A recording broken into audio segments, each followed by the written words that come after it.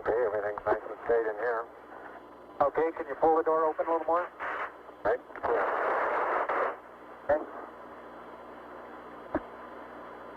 Did you get the mate down? I'm going to pull it now.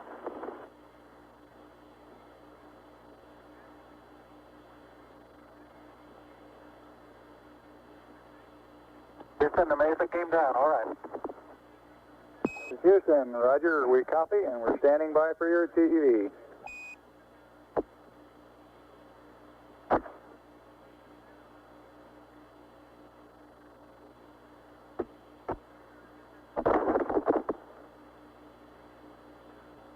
Houston, this is Neil, radio check.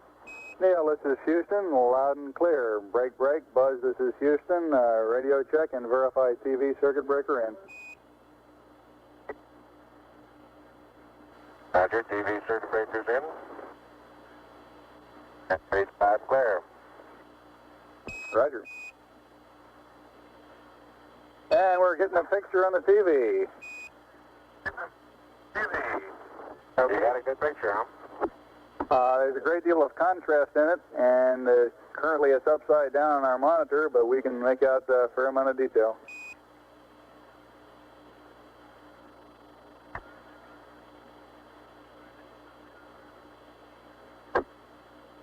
Okay, would you verify the position, the opening I ought to have on the camera?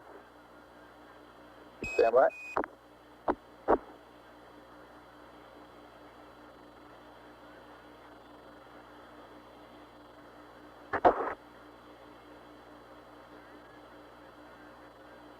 Okay, Neil, we can see you coming down the ladder now. Neil, we can see you coming.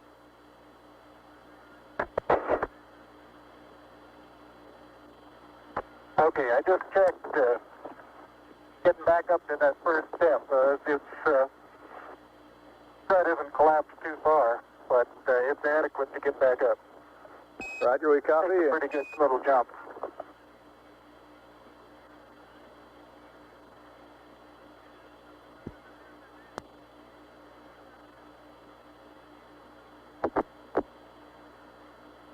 Buzz, this is Houston. F2, 1/160th second for shadow photography on the sequence camera. Okay. I'm at the foot of the ladder. The LEM footbeds are only depressed in the surface about 1 or 2 inches, although the surface appears to be very, very fine-grained as you get close to it. It's almost like a powder. Ground mass is very fine.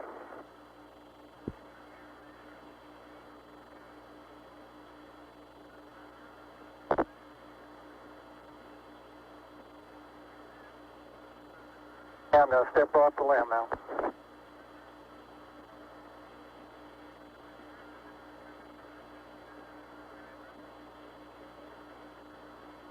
That's one small step for man, one giant leap for mankind.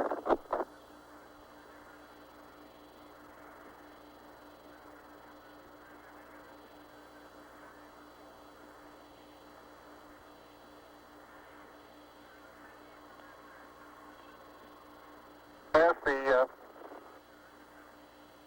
surface is fine and powdery, I can pick it up loosely with my toe.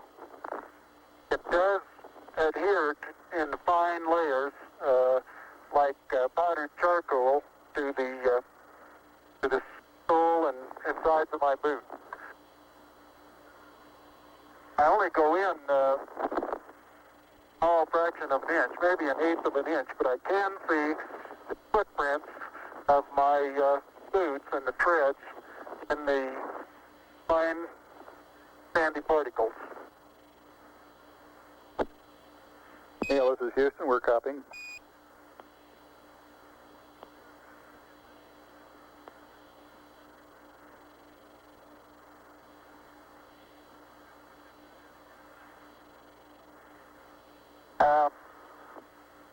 There seems to be no difficulty in moving around as we suspected.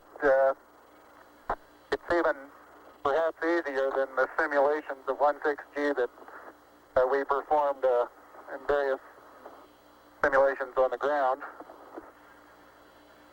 Absolutely no trouble to walk around.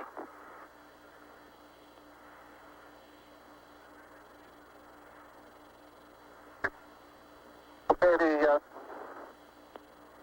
descent engine did not leave a crater of any size. It has about 1 foot clearance on the ground. We're essentially on a very level place here. I can see some evidence of rays emanating from the descent engine, but very insignificant amount.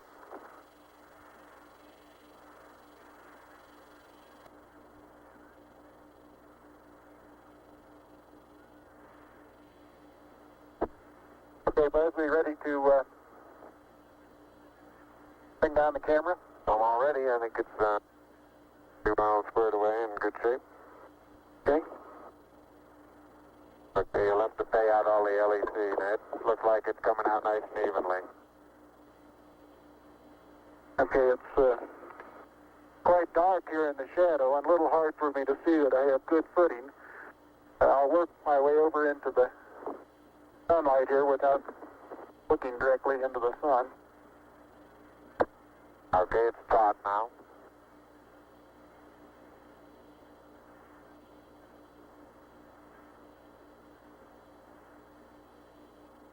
Unofficial time on the first step, 109.2420.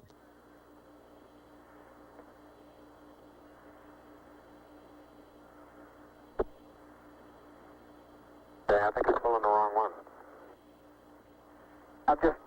Okay, I'm ready to pull it down now. There was still a little bit left in the... Okay, don't hold it quite so tight. Okay? Okay.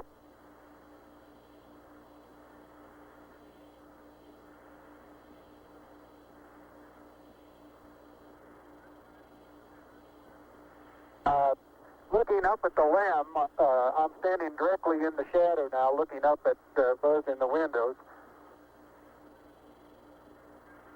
And I can see everything quite clearly. The light is sufficiently bright, backlighted into the front of the limb, that everything is very clearly visible.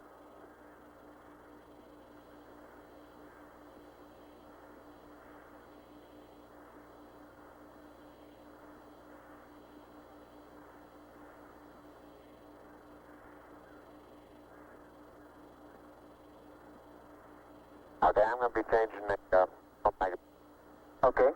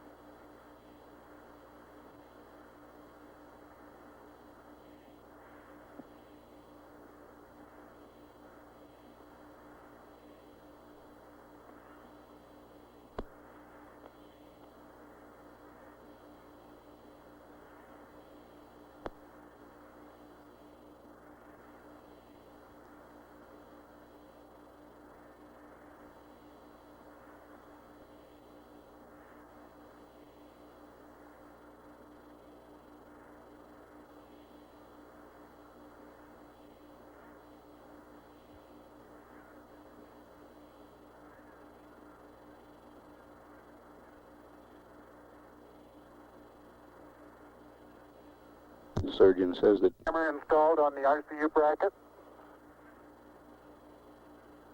surgeon says the crew is doing well. Data is good, crew is doing well. And I'm still in the LEC on the secondary studs.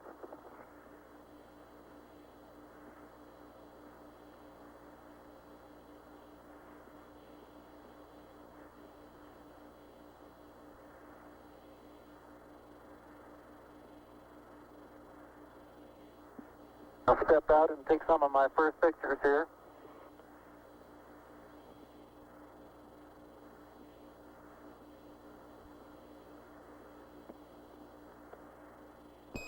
Roger, Neil, we're reading you loud and clear. Let's see, getting some pictures and the contingency sample.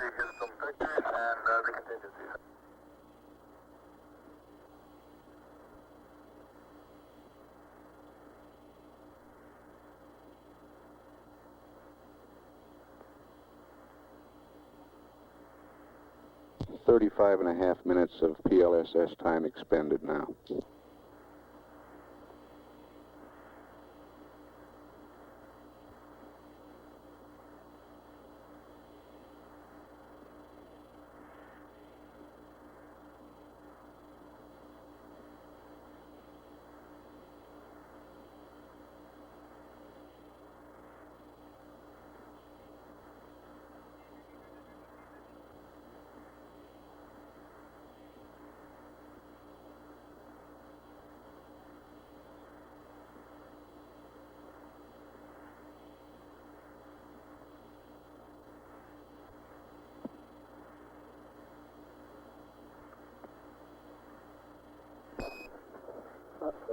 Neil, this is Houston. Did you copy about the contingency sample? Over. All right, you're going to get to that just as soon as I finish these picture series.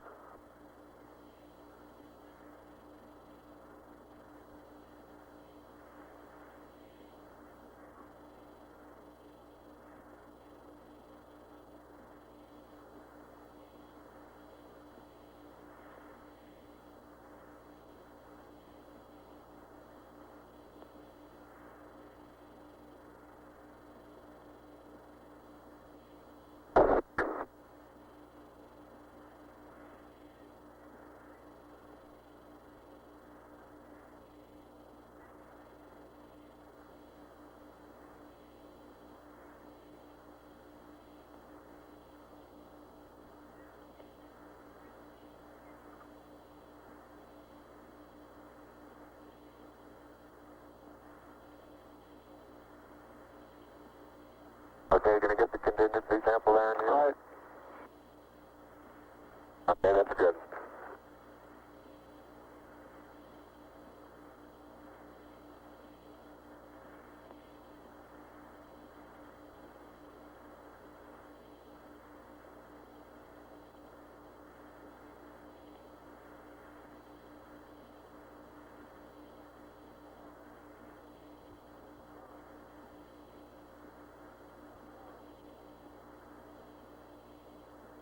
Okay, the contingency sample is down and it's up sample. Like it's a little difficult to dig through the initial crust. Very interesting. It's a very soft surface, but here and there where I plug with the contingency sample collector, I run into very hard surface, but it appears to be very cohesive material of the same sort. I'll try to get a rock in here. Just a couple.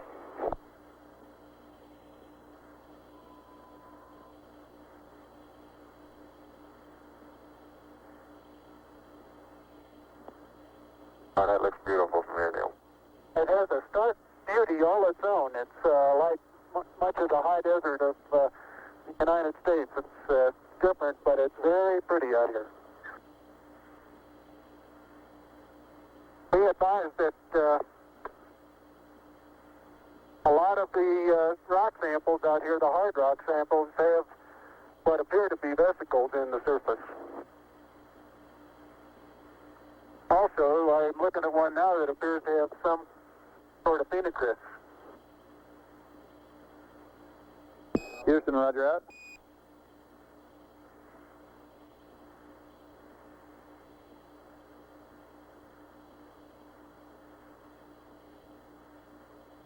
Okay, the handle is off the it pushes in about 6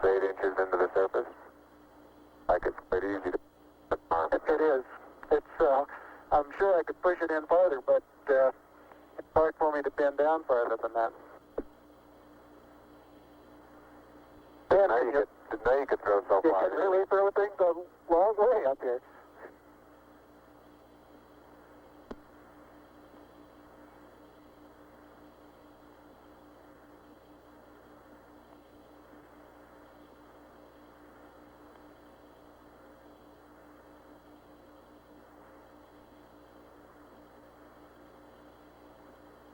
My pocket open, but Yes, it is. It's not up against your suit, though. Hit it back once more.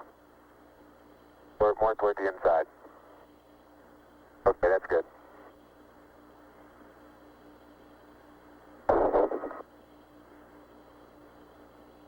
that in the pocket. Yeah, push down. Got it? Now it's not all the way in. Push it. There you go.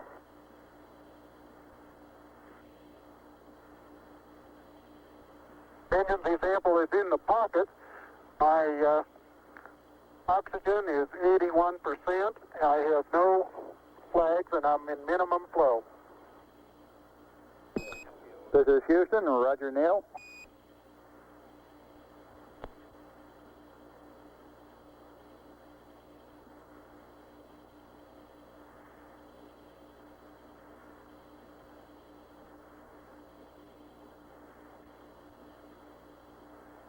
Okay, I got the camera going at 1 frame a second. Okay.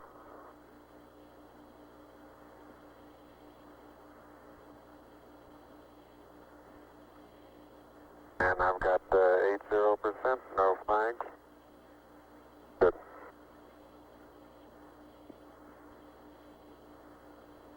Are you getting a TV picture now, Houston? Neil, yes, we are getting a TV picture.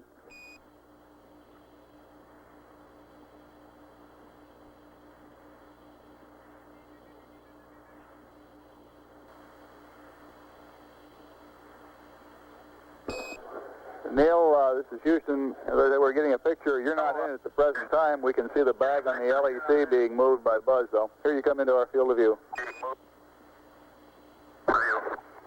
Oh, well, let me move that over the edge for you. Okay, ready for me to come out? Yeah, just stand by a second. I'll move this over the handrail.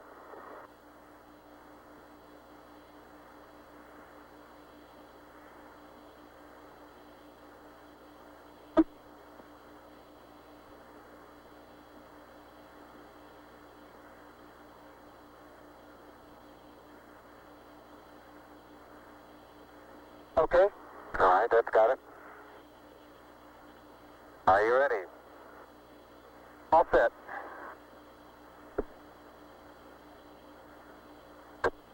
Okay, you saw what difficulties I was having. I'll try to watch your bliss from underneath here.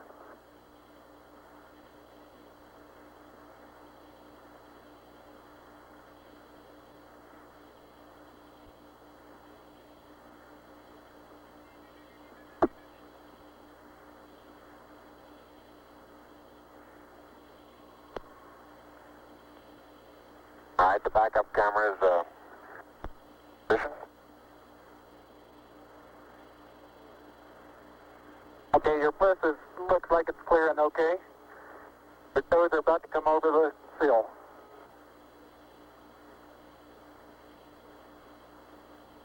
Okay, now drop your bliss down. There you go, you're clear. And laterally you're good. Got an inch clearance on top of your bliss. Okay, you need a little bit of arching of the back to come down.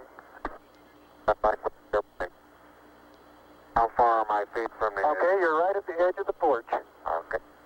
Back in from...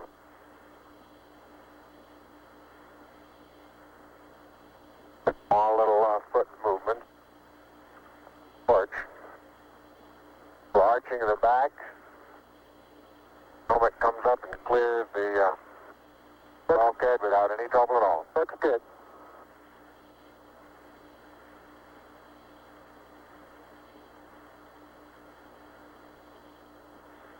45 minutes PLSS time expended.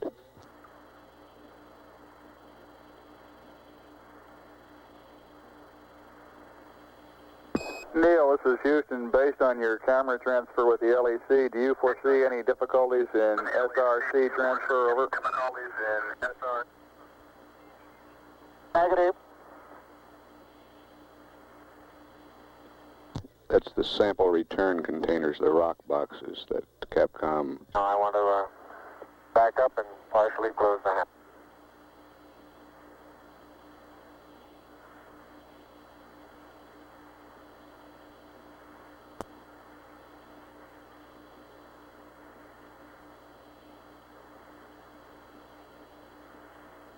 Making sure not to lock it on my way out. Particularly good thought. That's our home for the next couple hours. We want to take good care of it. Okay, I'm on the top step and I can look down over the RCU and landing gear pad. It's a very simple matter to hop down from one step to the next. Yes, I found it to be very comfortable, and walking is also very comfortable.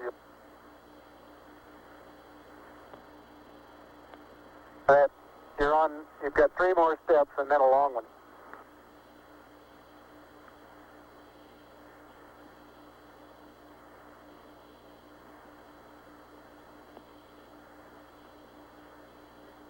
Okay, I'm going to leave that 1 foot up there and both hands down about the 4th rung up. There you go. Okay, now I think I'll do the same.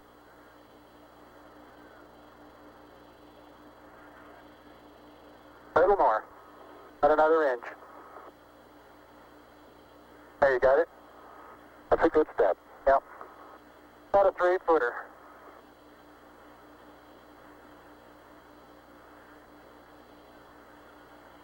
Beautiful view. Isn't that something? Magnificent sight out here. Magnificent desolation.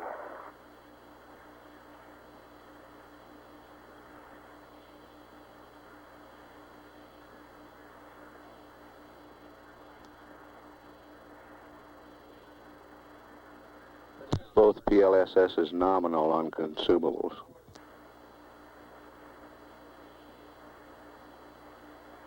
Looks like the secondary strut. Have little thermal effects on it right here, Neil. Yeah, I noticed that. Seems to be the worst, although similar effects are on all around. There is very, very fine powder, isn't it? Isn't it fine? Right in this area, I don't think there's much of any, but fine powder. Some clouds together, and it's hard to tell whether it's a clod or a rock. Notice how you can pick it out. Yeah, and it bounces, and then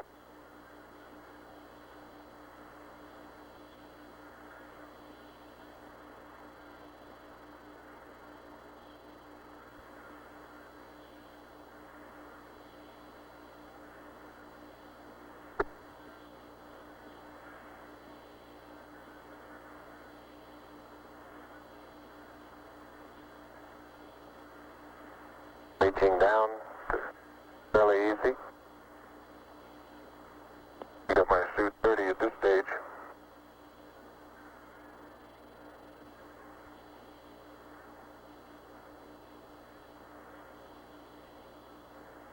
The mass of the backpack does have some effect in inertia.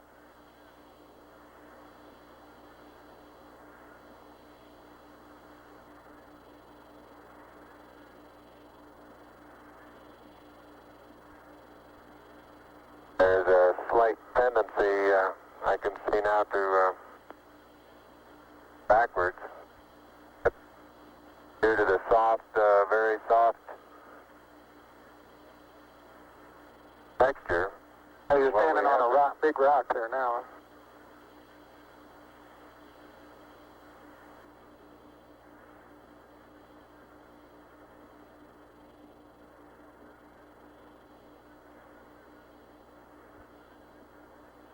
Yeah, it sure didn't. No, it didn't. There's absolutely no crater there at all from the engine. No. I wonder if that right under the engine is where probe might have hit. I like that. Yeah, I think that's a good representation of our sideward velocity at touchdown. That folded the probe. I'll see that probe over on the minus Y strut. Broken off and bent back up. That did, didn't it? The other two both bent over.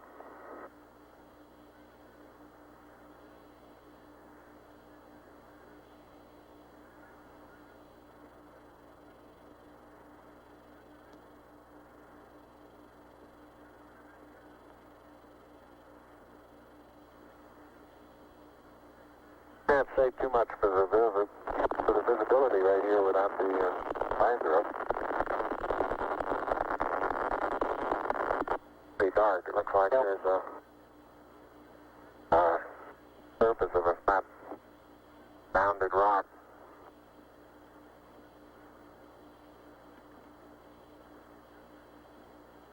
And incidentally, these rocks, very powdery surface.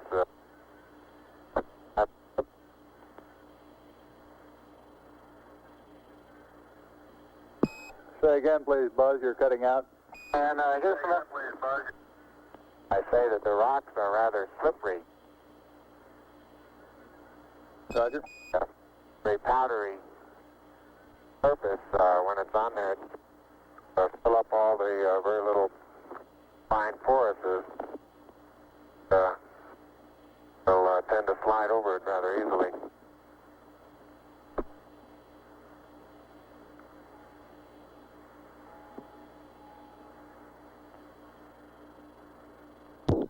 Neil Armstrong getting ready to move the TV camera now out to its panorama position. Traction seems quite good. Particular area.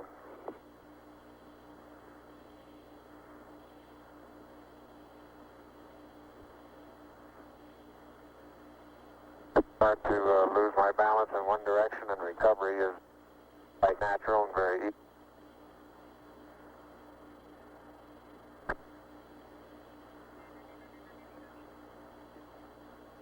And moving arms around, Jack doesn't off the surface. Not quite that light-footed. And I have the insulation off the mesa now. The mesa seems to be in good shape. You have to be careful that you're leaning in the direction you want to go, otherwise you slightly inebriate. In other words, you have to cross your foot over to stay underneath where your center of mass is.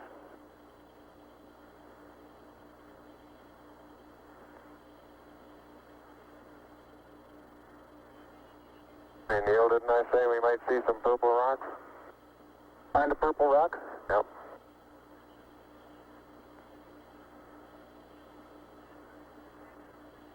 Very small, sparkly fragments are the rock. They reflect the sun in places. I would make a first guess at some sort of biotite.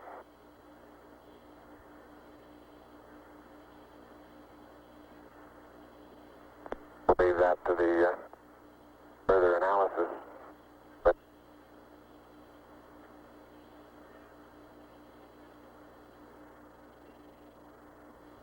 soil compacts underneath. Completely no bed. You don't sink down more than a quarter of an inch.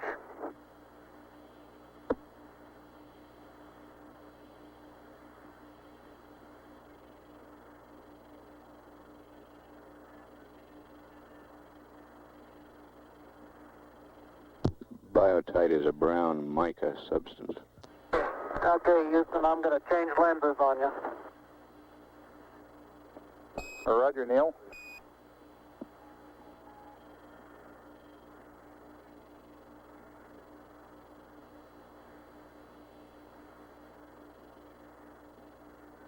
Life support consumables still looking good.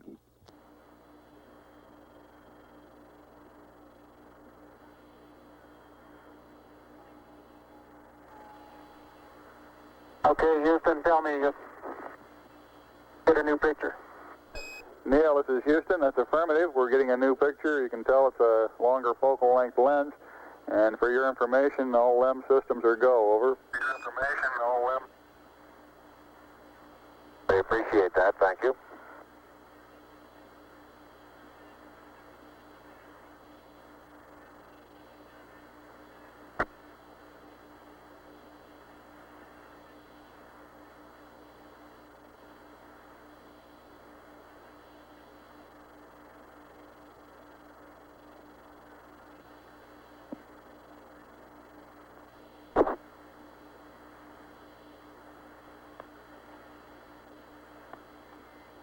Neil is now unveiling the plaque that is.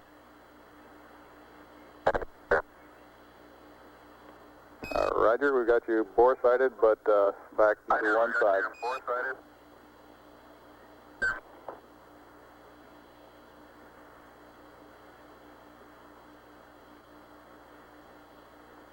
For those who haven't read the plaque, we'll read the plaque that's on the front landing gear of this LEM. There's two hemispheres, one showing each of the two hemispheres of Earth. Underneath it says, "Dear men from the planet Earth, first set foot upon the moon, July 1969 AD. It came in peace for all mankind." It has the crew members' signatures and the signature of the President of the United States.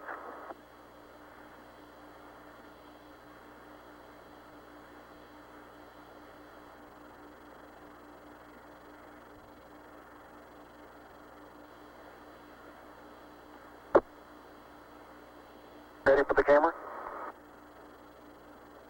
Oh, I get it. No, you're taking the TV on now.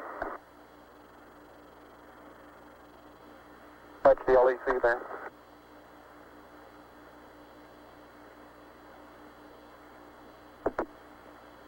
Now, I'm afraid these moth materials are going to get dusty.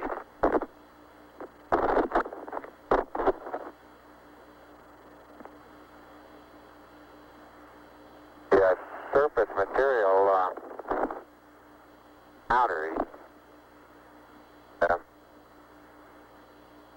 don't know how good your lens is, but if you can touches, that gloves.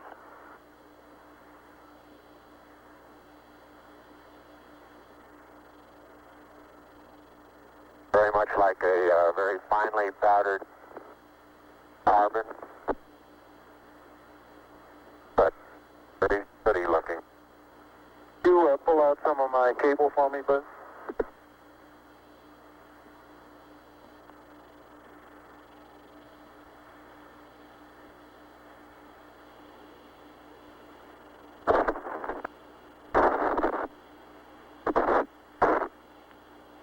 Houston, how close are you able to get things in focus? This is Houston. We can see Buzz's right hand. It's somewhat out of focus. I'd say we were focusing down to probably about 8 inches to a foot behind the position of his hand when he was pulling out the cable.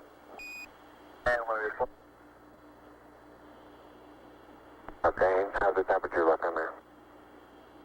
Temperature of the camera is showing cold. I'm a little cool. I think I'll take.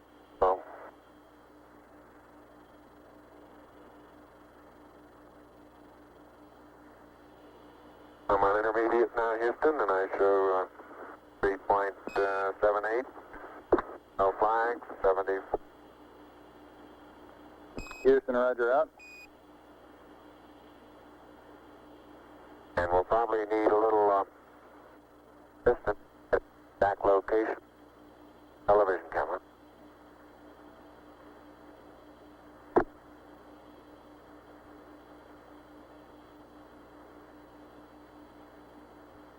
And Neil, look at the minus Y stress. The direction of travel there. Traveling from right to left. Right. So this one over here underneath the methane engine where the probe first hit. Minus my probe first hit. I got plenty of cable. You got plenty more.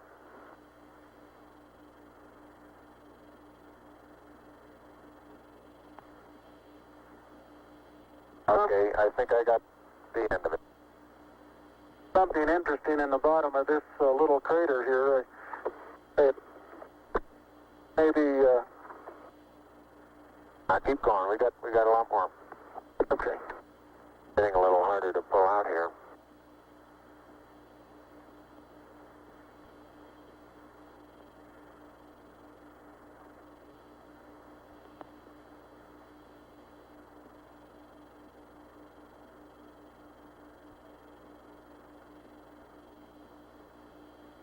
If you stand on the ladder facing forward, the minus Y strut is the landing gear to your left. Say I am, Buzz. 40, 50 feet. Why don't you turn around and let them get a view from there and Okay. see what the field of view looks like. You're backing into the cable. Okay. Turn around to your right, be better. I don't want to go into the sun if I can avoid it. That's right, yeah. I just leave it. All right, let it Sit settle like there. that and walk around it.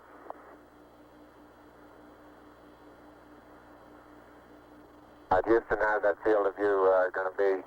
Pick up the mesa. Far away? Right.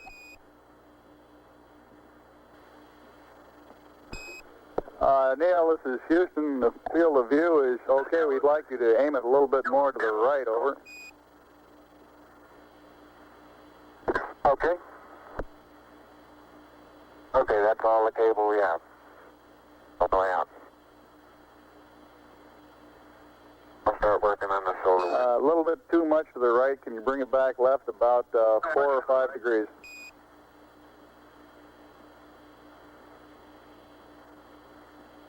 Okay, that looks good, Neil. Hey, that looks good. No. Okay, now, think I ought to be farther away or closer? Can't get too much further away. Let's try it like that for a while. I'll get a couple panoramas with it here.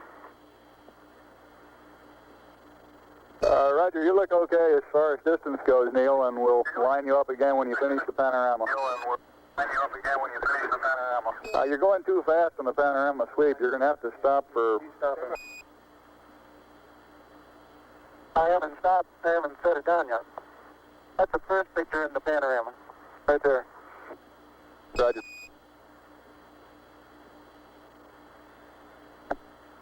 It's taken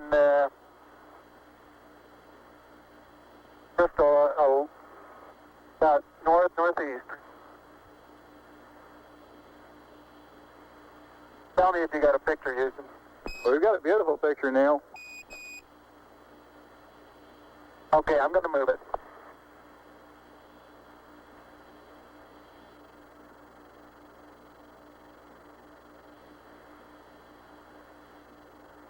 Okay, there's another good one.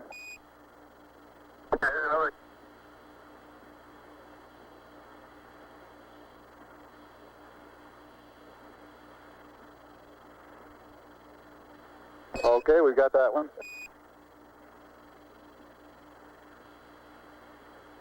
Okay, now this one's right down sun, straight west. And I want to know if you can see an angular rock in the foreground. Roger, we have a large angular rock in the foreground, and it looks like a much smaller rock a couple of inches to the left of it, over. All right, and then on beyond it about 10 feet is an even larger rock that's very rounded.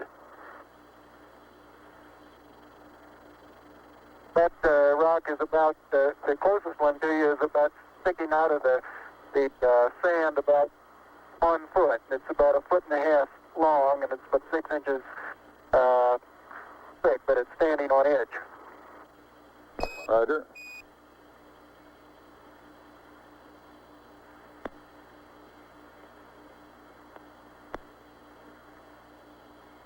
Okay, Neil, I've got the table out. The bag deployed. We got this view, Neil.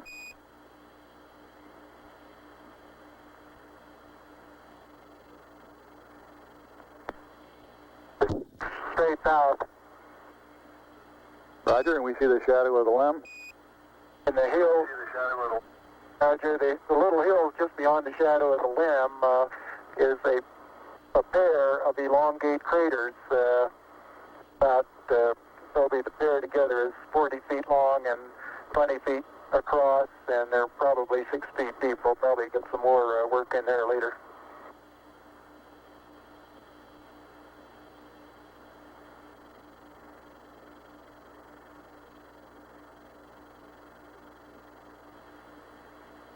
Roger, and we see Buzz going about his work. How's that for a final? For a final orientation, we'd like it to come left about 5 degrees, over.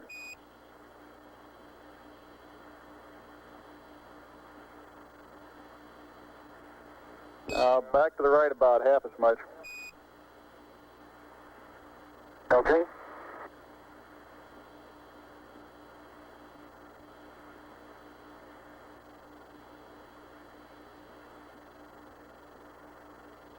Okay, that looks good there, Neil. Yeah, that looks good there. Okay.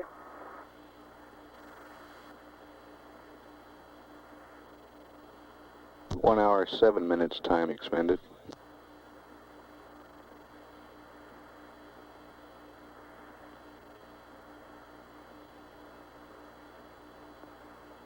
Okay, you can make a mark, Houston. Roger, slow in.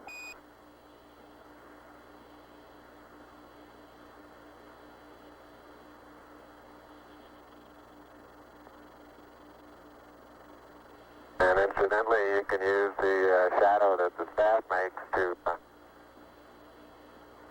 assist you in getting it perpendicular.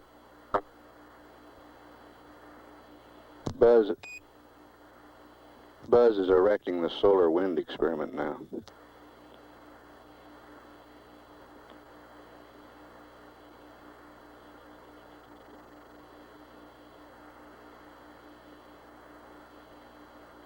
Some of these small depressions big soft, and you tend to think, oh, maybe 2 or 3 inches.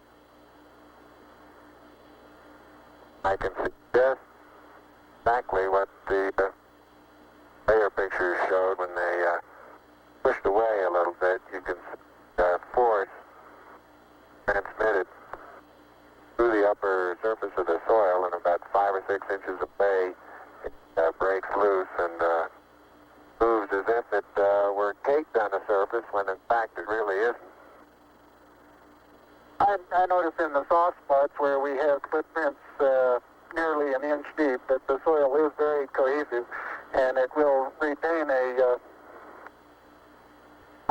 a slope of probably 70 degrees along the side of the footprint.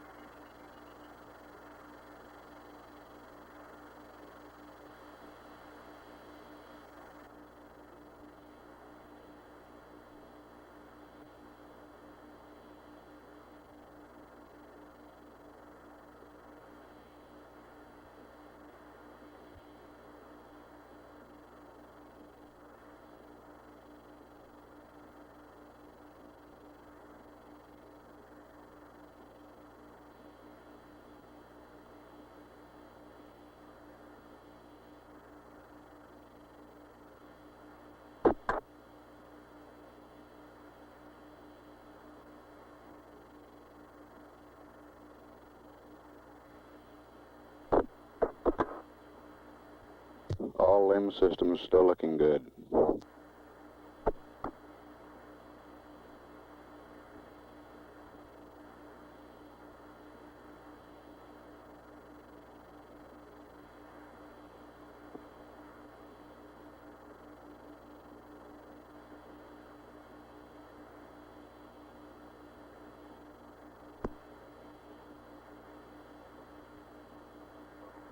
Okay? Yeah, I think that's nice.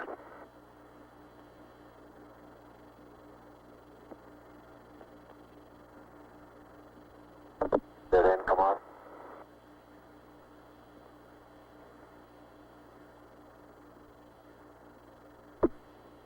Oh, I get the camera.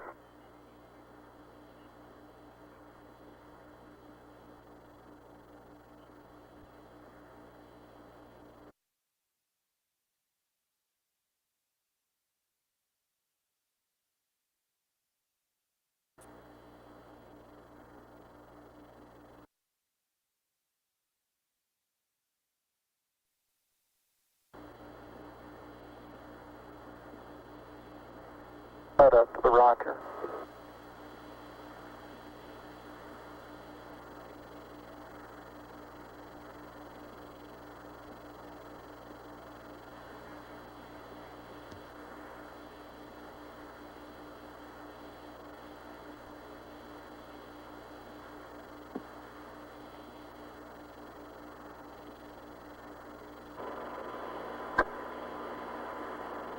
Okay, you'll have to extend that one.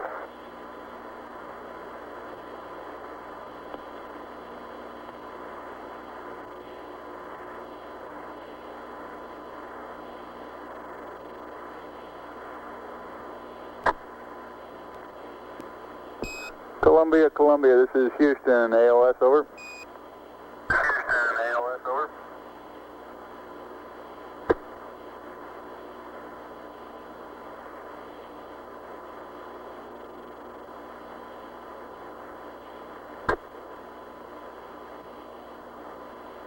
Neil Armstrong's been on the lunar surface now almost 45 minutes. Thanks, Pat. I don't have the camera.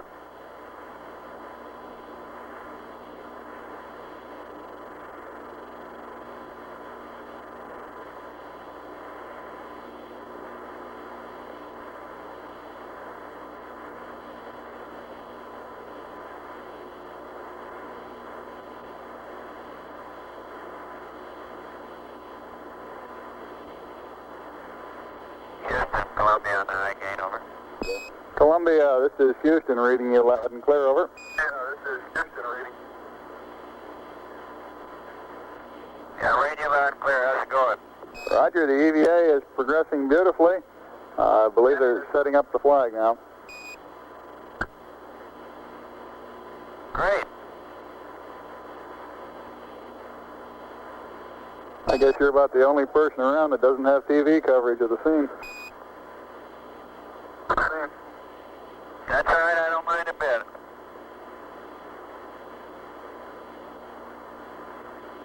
How is the quality of the TV? Oh, it's beautiful, Mike. It really is. Oh, geez, that's great. Is the lighting halfway decent? Yes, indeed. They've got the flag up now, and you can see the stars and stripes on the lunar surface. now, and you can see the stars and stripes on the lunar surface. Beautiful, just beautiful.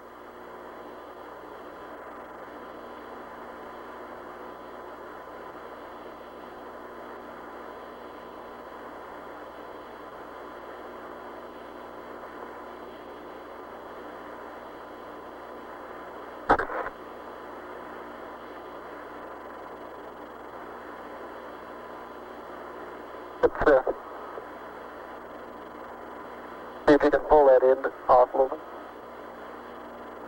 Straighten that end up a little.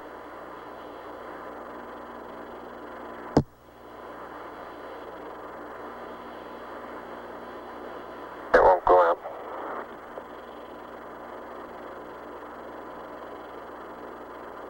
Okay.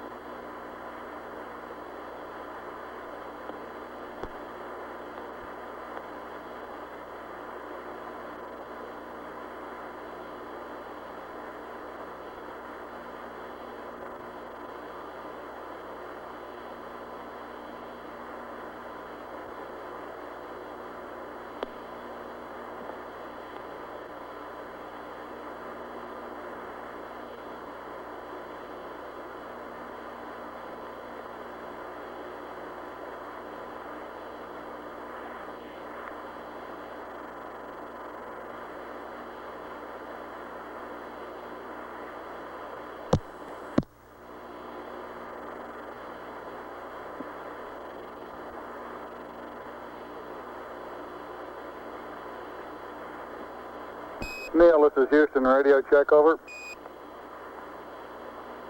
All right, Houston, loud and clear. Roger out. Loud and clear, Houston. Roger, Buzz.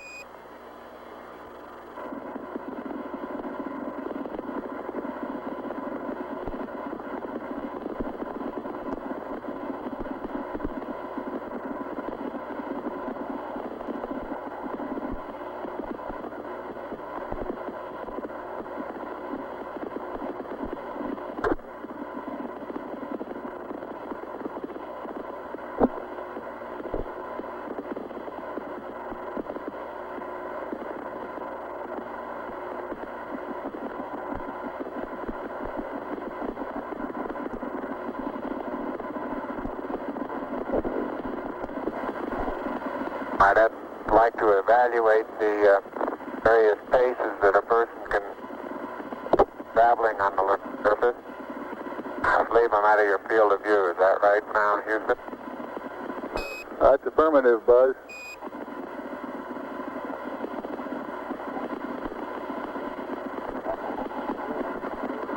You're in our field of view now. You do have to be.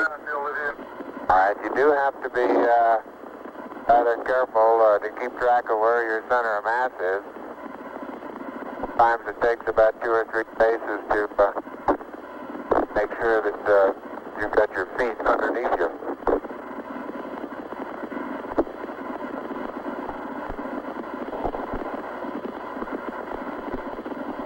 And about 2 or 3 or maybe 4 easy paces can bring you to a fairly smooth stop.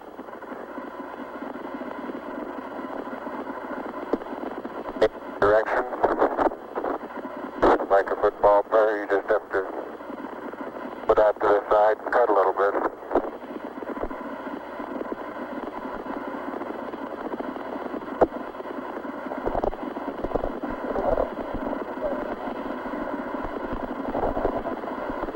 So-called kangaroo hop does work, but it seems though your forward ability is not quite as good as it is in the conventional, more conventional one foot after another.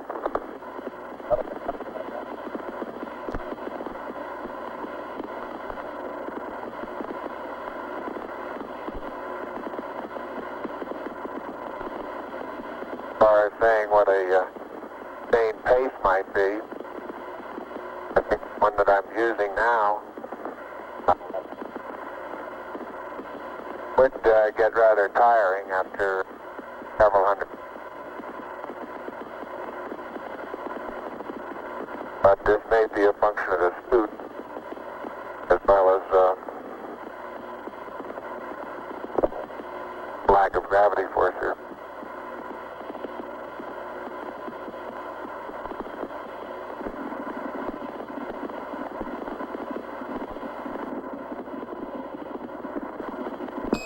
Tranquility Base, this is Houston. Could we get both of you on the camera for a minute, please?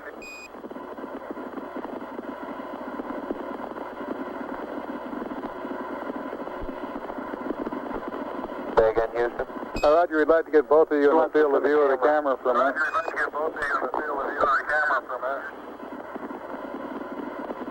Neil and Buzz, the President of the United States is in his office now and would like to say a few words to you, over.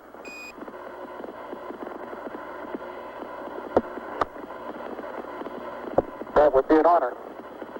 Go ahead, Mr. President. This is Houston out. Hello, Neil and Buzz. I'm talking to you by telephone from the Oval Room at the White House. And this certainly has to be the most historic telephone call ever made. I just can't tell you how proud we all are of what you... For every American, this has to be the proudest day of our lives. And for people all over the world, I am sure they too join with America in recognizing what an immense feat this is. Because of what you have done, the heavens have become a part of man's world. And as you talk to us from the Sea of Tranquility, it inspires us to redouble our efforts to bring peace and tranquility to Earth. for one priceless moment in the whole history of man, all the people on this earth are truly one. One in their pride in what you have done, and one in our prayers that you will return safely to earth.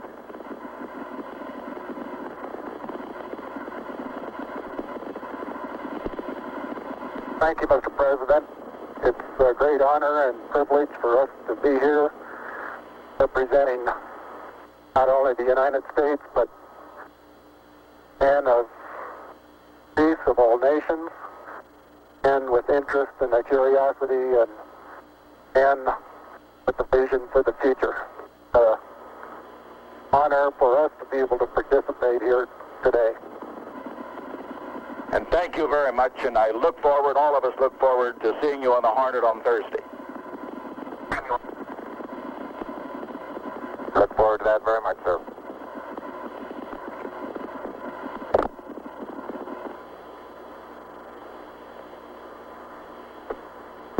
Columbia, Columbia, this is Houston, over. Loud and clear, Houston. Roger, I've got a P-22 auto optics pad for you.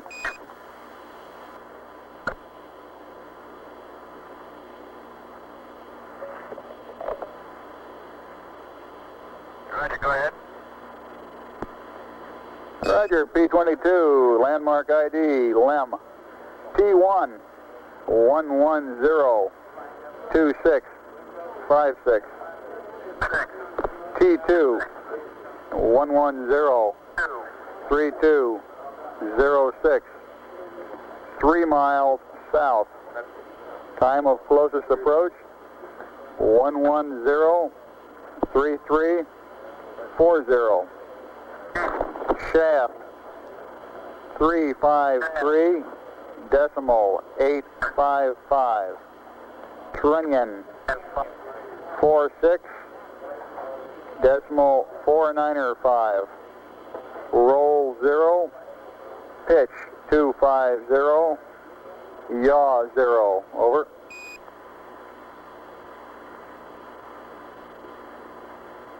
Roger, thank you. Read back now required.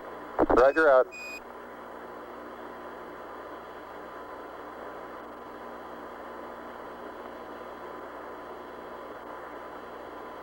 Houston, it's very interesting to note that when I kick my foot this trail with no atmosphere here and it's gravity, they seem to leave, and most of them have about the same angle of departure and velocity. Where I stand, the large portion of them will impact at a certain distance out. There are several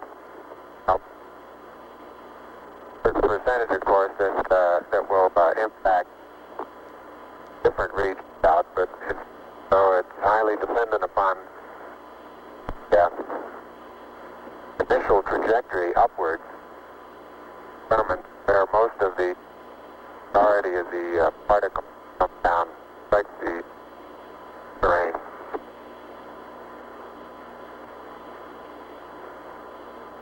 Roger, Buzz, and break, Columbia, this is Houston. When you track out of high gain antenna limits, request Omni Delta, over. Well, man. I've noticed several times in going from the sunlight into the shadow that just as I go in, I catch an additional reflection off the LEM, along with the reflection off my face onto the visor, makes visibility very poor just at the transition sunlight into the shadow. I essentially have so much glare coming onto my visor, I'm under shadow, until helmet actually gets shadow, and then it takes a short while for my eyes to adapt to lighting conditions. Inside the shadow area, visibility, as we've said before, is not too great, but both visors up. We can certainly get what sort of footprints we have and the minimal condition of the soil. Again, after being out in the sunlight a while, it takes a minute. Watch it, Neil. Neil, you're on the cable. Okay. Yeah, lift up your right foot. Right foot. It's still, your toe is still hooked in it. That one? Yeah, it's still hooked in it. A minute. Okay, you're clear now. Thank you. Now let's move that over this way. Neil Armstrong has the scoop for the bulk sample collection.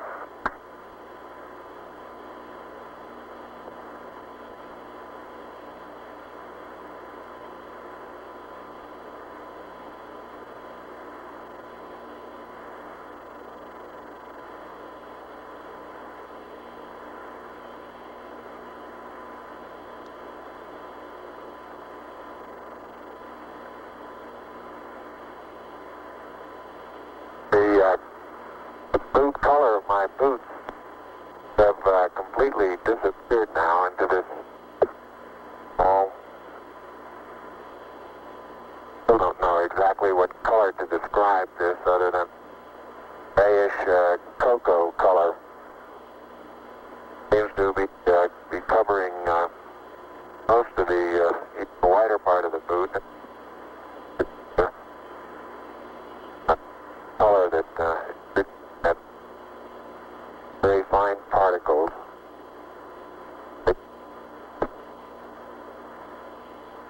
Buzz, this is Houston. You're cutting out on the end of your transmissions. Can you speak a little more closely into your microphone over? Roger, I'll try that. Beautiful. Well, I had that one inside my mouth that time. Sounded a little wet. A little wet.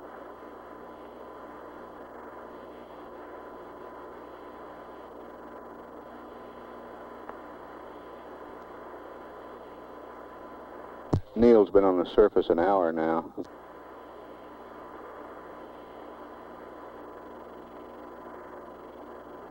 Buzz, not quite 20 minutes less than that.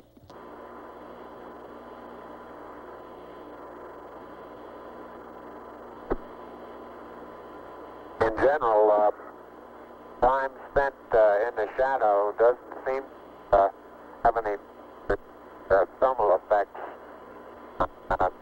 Say we still inside the suit.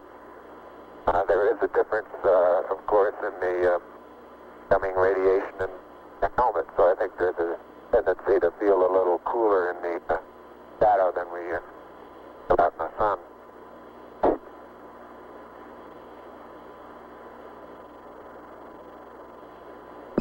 Columbia, this is Houston, over. Columbia, this is Houston, over.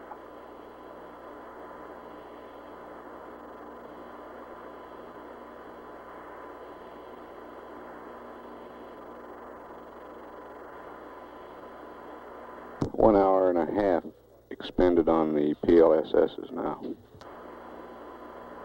Columbia, this is Houston, over.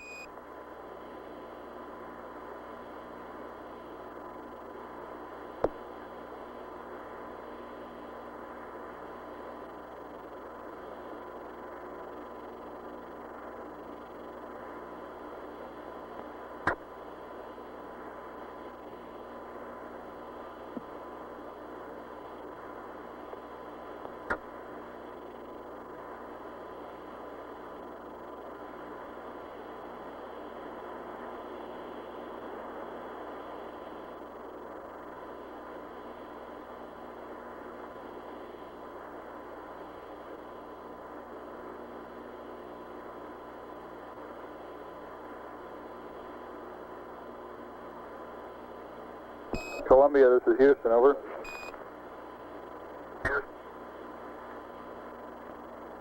Houston, Columbia, Delta. Roger, you should have VHF AOS with the LEM right about now. VHF LOS will be at 40 minutes, 15 seconds, over.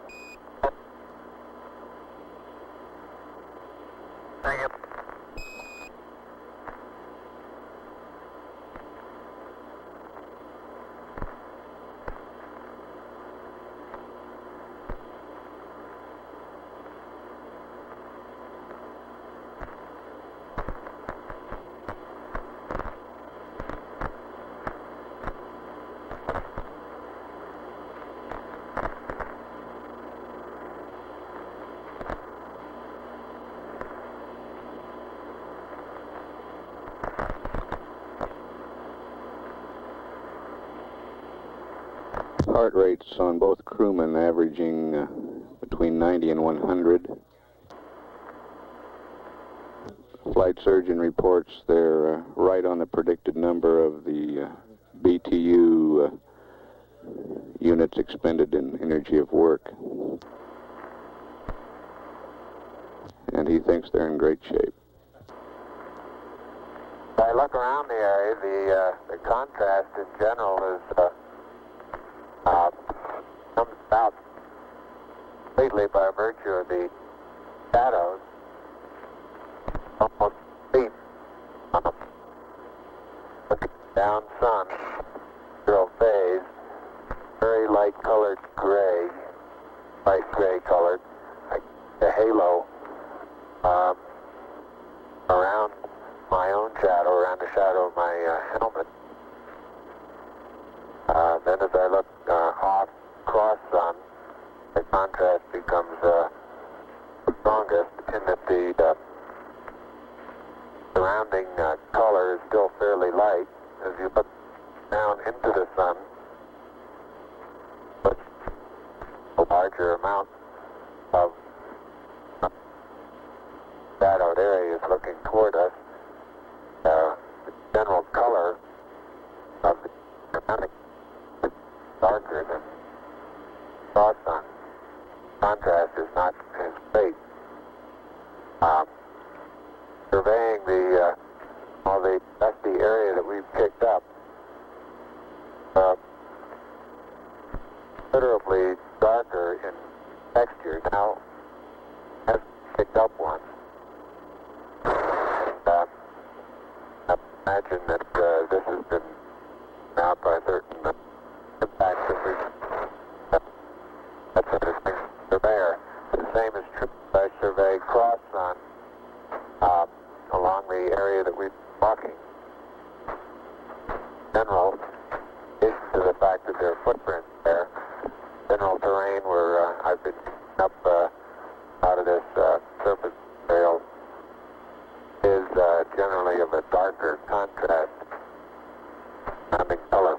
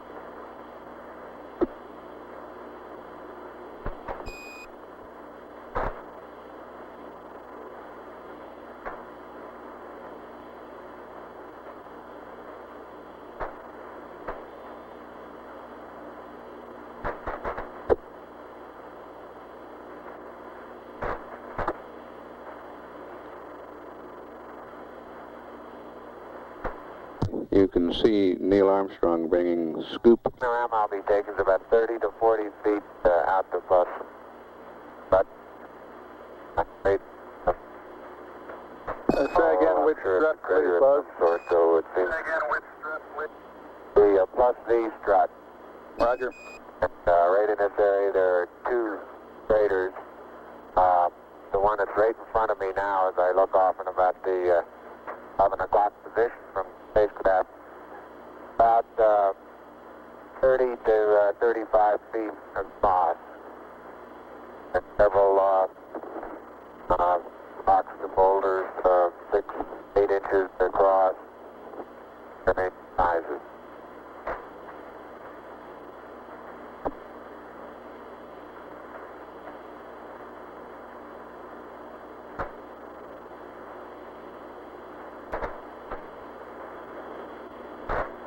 Neil is filling the bulk sample bag attached to a scale. You can see him in the picture. Buzz is behind the limb at the minus Z strut.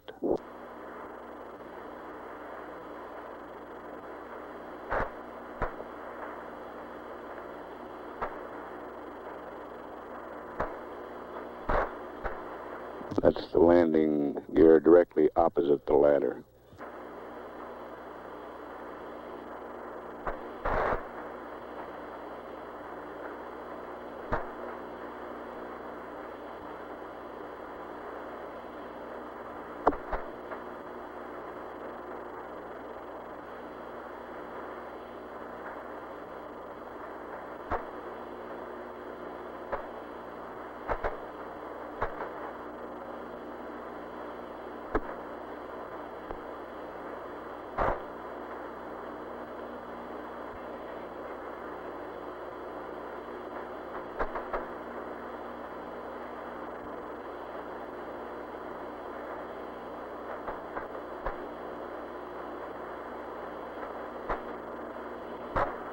Neil's been on the surface about an hour and 10 minutes now.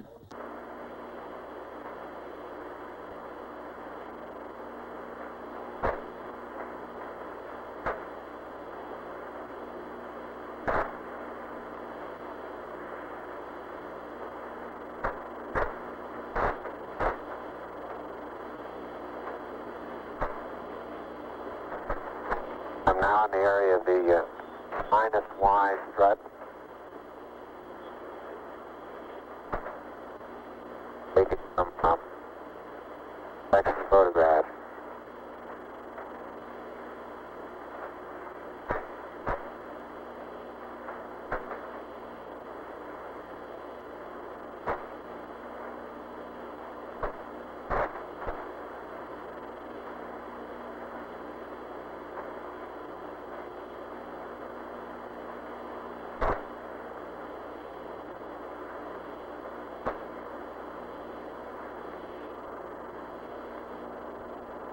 Buzz is making his way around the LAM, photographing it from various angles, looking at its condition on all sides.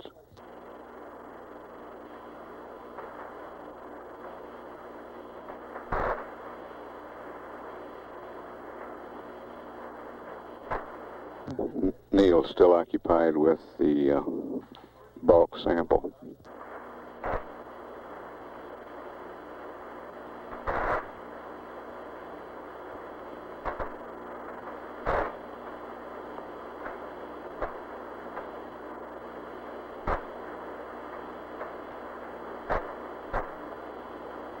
One hour, 40 minutes time expended on the PLSSs now.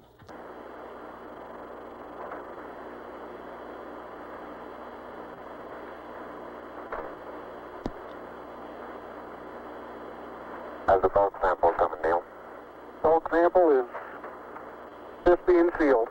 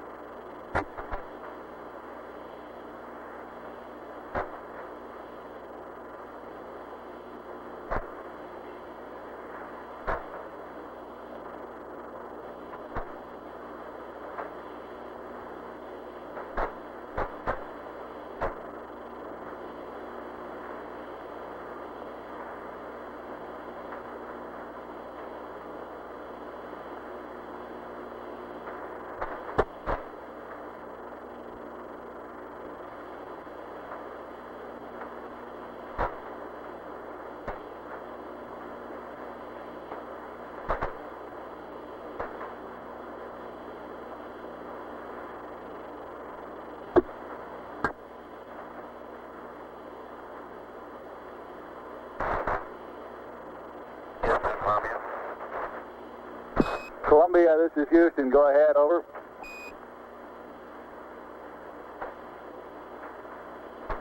Roger, no marks on the left that time. I did see a suspiciously small white object whose coordinates are.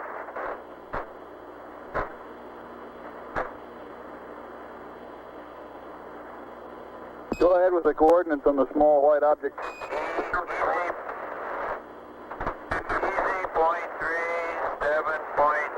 But I'm sure the gentleman is right on the southwest rim of a crater.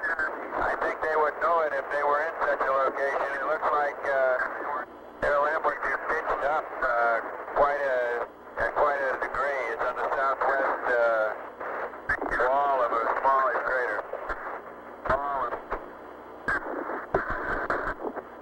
Roger, copy Echo decimal 3 and 7 decimal 6.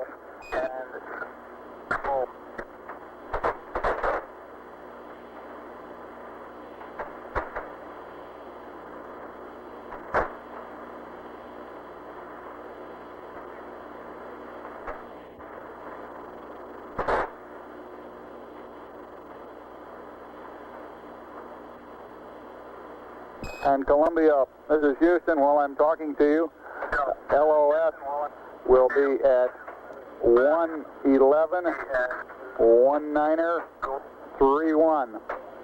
AOS 112 05 43. Over.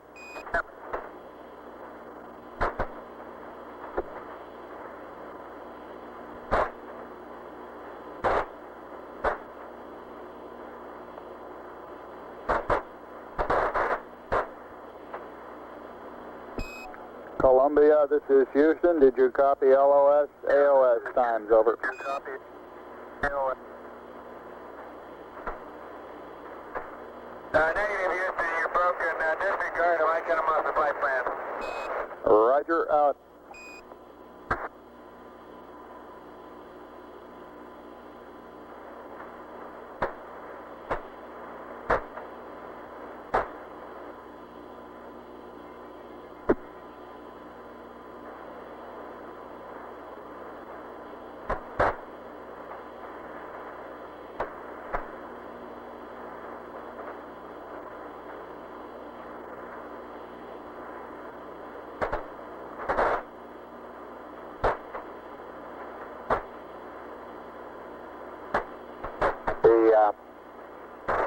The off deflector that's mounted on quad 1 seems to be a good bit more wrinkled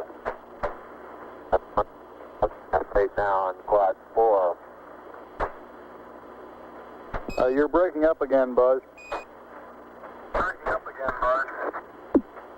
I say the jet deflector that's mounted on quad 4 seems to be, the surface of it seems to be more wrinkled than the one that's on quad 1.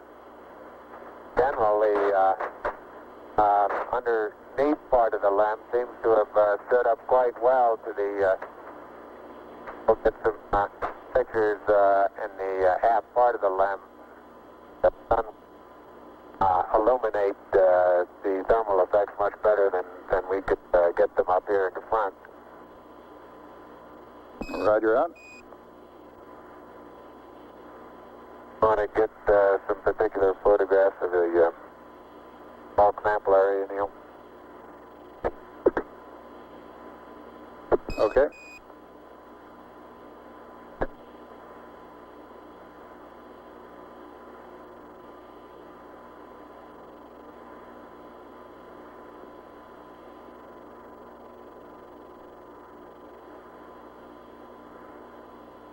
And Houston, Buzz here, I'm showing 3.78 SI.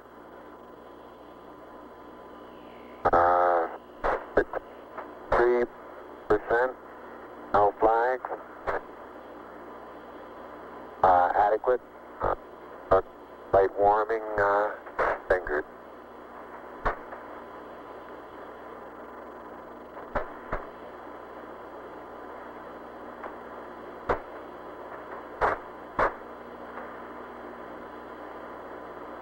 Roger, and Neil has 66%, O2, no flags, minimum cooling, and the suit pressure is 382. Houston, roger, out.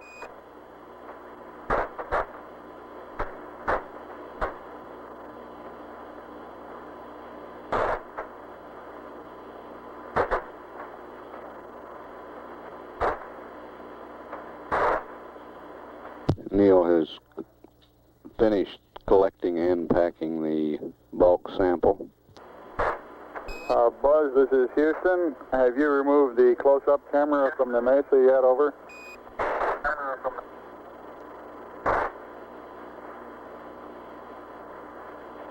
Negative, thank you.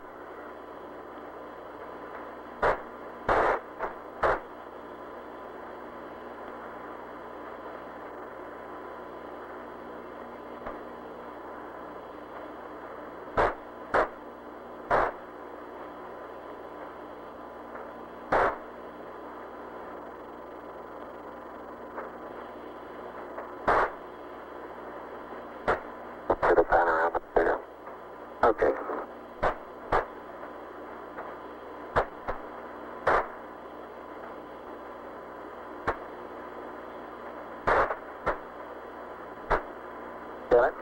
Got it.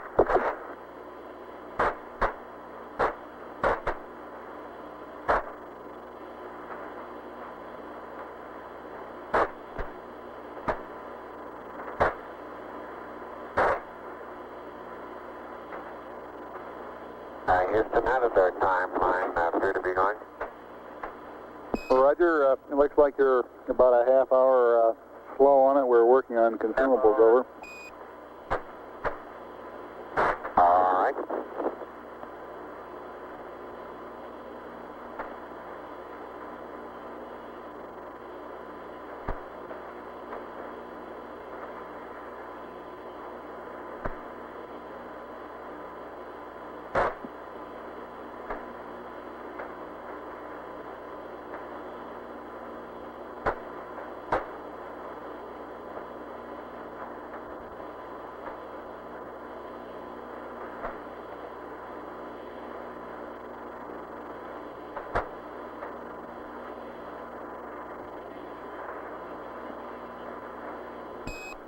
Neil and Buzz, this is Houston.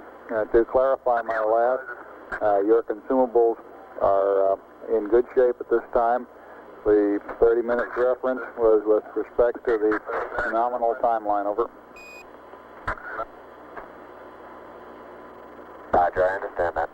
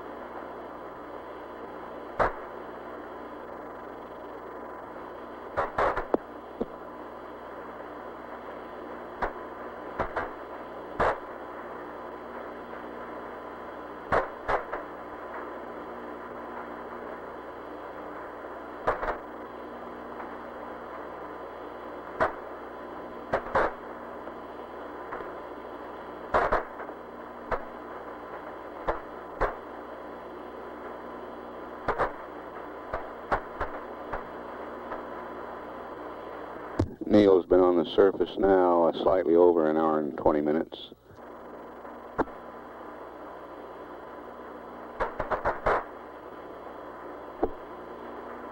We don't note any abnormalities in the limb. Quads seem to be in good shape. The primary and secondary struts are in good shape. Antennas are all in place. There's no evidence of problem underneath the limb due to either the engine exhaust or drainage of any kind.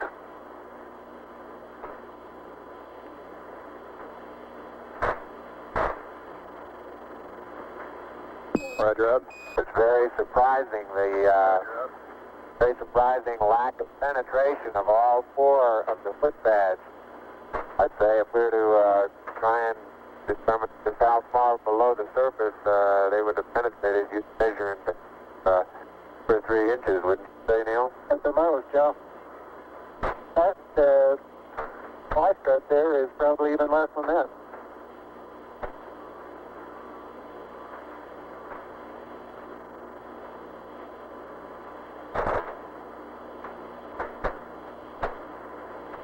All right, great job.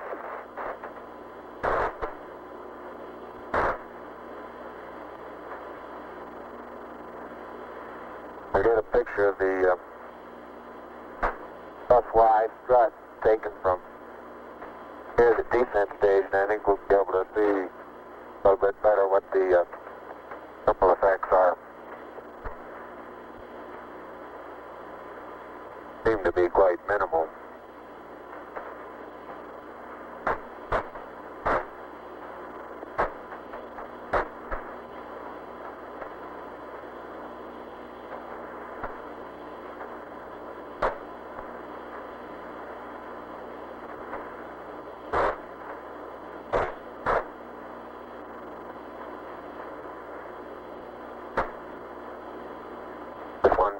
taken the right rear of the spacecraft, looking at the skirt of the descent stage. So a slight darkening of the surface color, a rather minimal amount of radiating or etching away or erosion of the surface. And now on descent, both of us remarked that we could see a large amount of very fine dust particles moving out.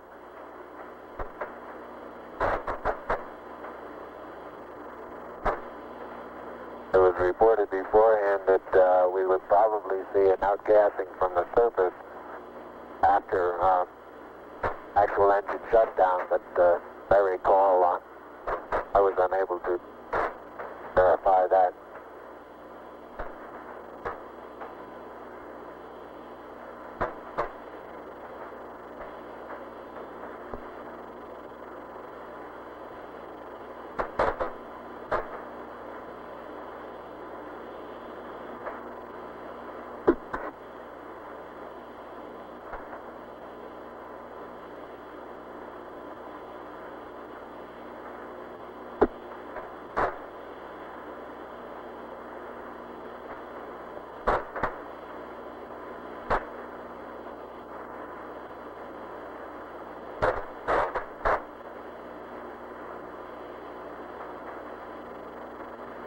Too big an angle, Neil.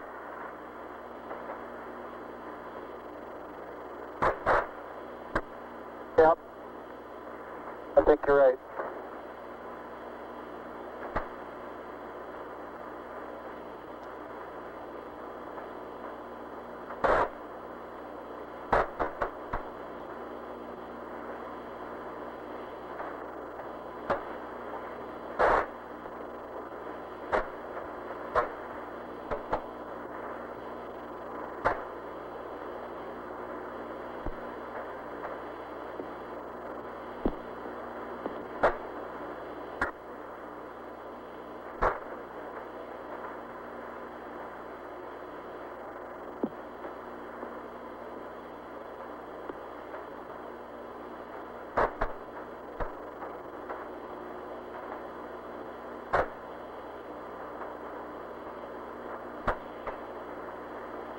We're back at the minus C strut now. Stereo pair we're taking to the bed will take very little force of impact that we actually had.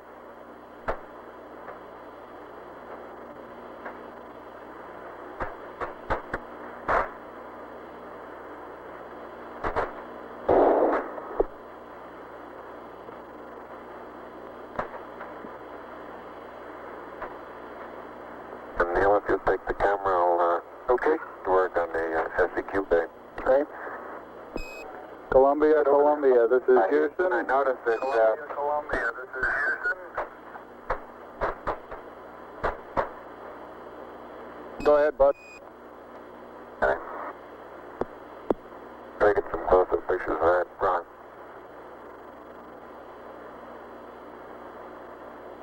I was saying that Houston stop and take a photograph of something and then want to start moving again sideways.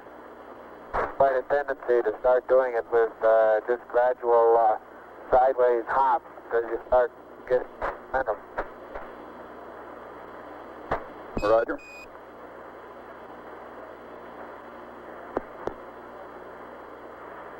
Can you see us underneath the LEM over at the SEQ bay, Houston?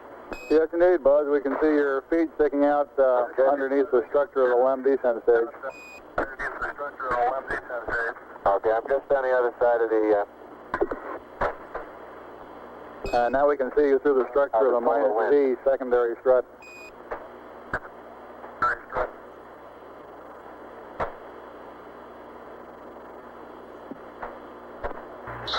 The SEQ bay We don't necessarily need an contains ID, but we're going to lose him scientific altogether. experiments to be left on the surface of the moon. The laser reflector. They're open, and it looks like they're going to stay up without any problem.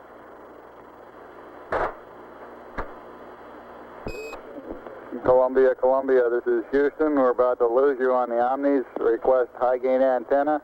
React mode. Pitch 20. Yaw 135. Over. It's 175 flight. Gonna pick an area, Neil. Make that yaw 175. Columbia, yaw 175 on the high gain. Columbia's locked up on the high gain, Houston. Roger out. Sergeant, full flight. Go flight. How you doing? Doing real fine. They're still working below the predicted curve now. EMU flight. Go ahead, flight. How you doing? We're getting an update here in a minute. I'll get it to you in a second. All right.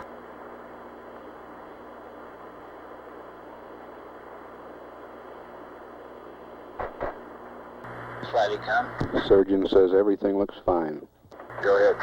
Once again, our mixing valve has worked very nominal. Roger. You might tell Columbia that, Capcom. Stand. Okay.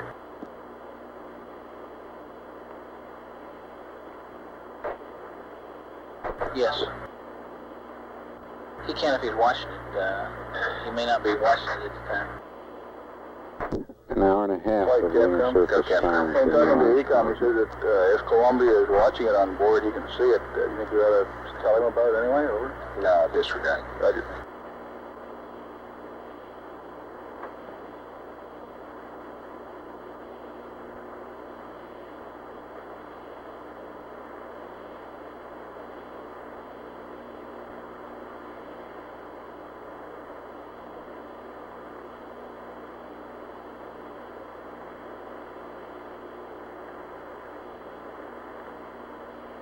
Houston, the passive seismometer has been deployed manually.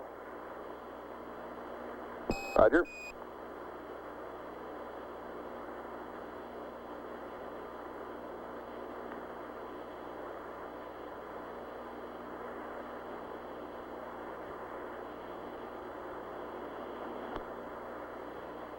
They've been on the portable life support systems for 2 hours now.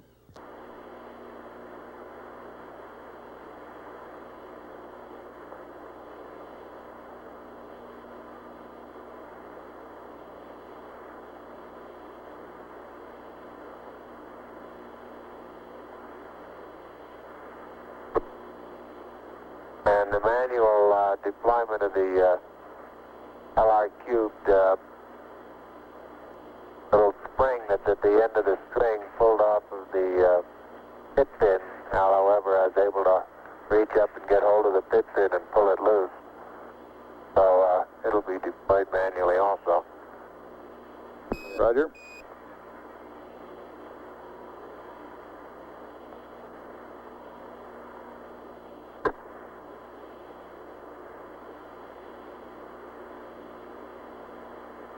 And the panorama is complete, and got the limb 730 position at about 60 feet.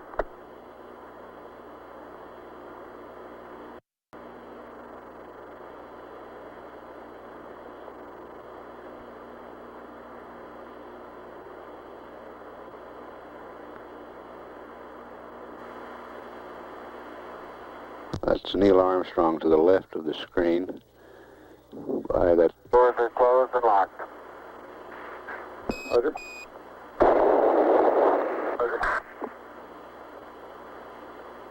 Have you got us a good area picked out? Well, I think right out on that rise out there is probably as good as any. FBO, meet guidance, smoker down. Right over here. Let's probably stay on the high ground there and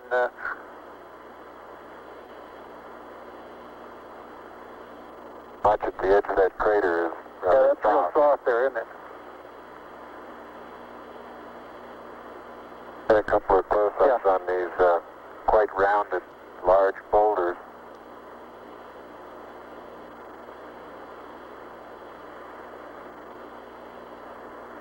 Buzz Aldrin coming into view on the right, carrying the two experiments. About 40 feet out. I'd say out to the end of that next... Well, it's going to be a little difficult to find a good level spot here. Top of that next little ridge there, wouldn't that be a pretty good place?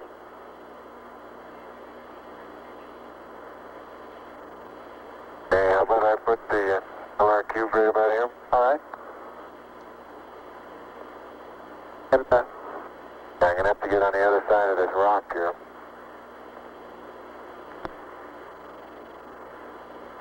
I would go right around that crater to the left there. Isn't that a level spot there? I think this right here is just the level. Okay.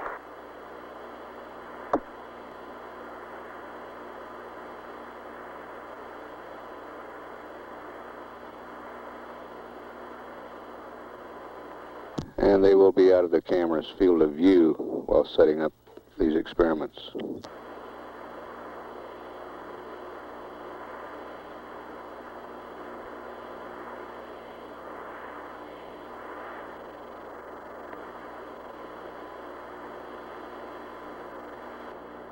The boulders look like basalt, and they have probably 2% white minerals in them, white crystals.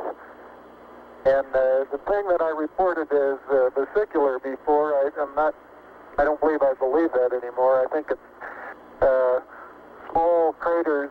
They look like little impact craters where BB shot has hit the surface.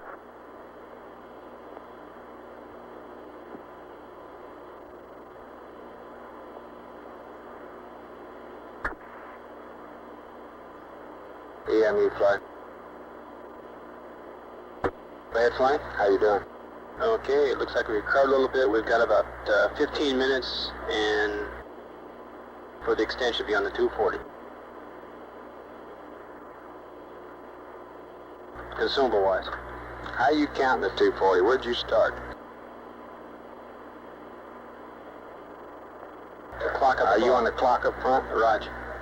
That's the one that was started when he when Buzz hacked his watch. Depressurized the cabin, Roger. We just keep slipping the activities back and projecting our profiles. And the current rate right now is around 15 minutes beyond 240. Okay, and you're going with that clock up there? That's firm.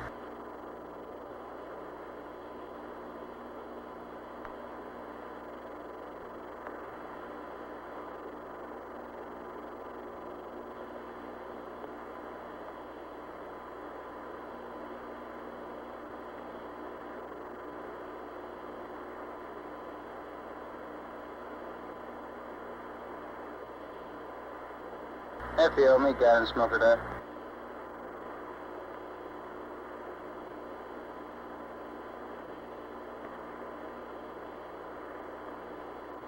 Hi, Houston, I have the seismic experiment flipped over now, and I'm aligning it with the sun. I'm having a little bit of difficulty getting the beep to go in the center. Wants to move around and around on the outside. Find any spot, any hole. You're cutting out again, Buzz.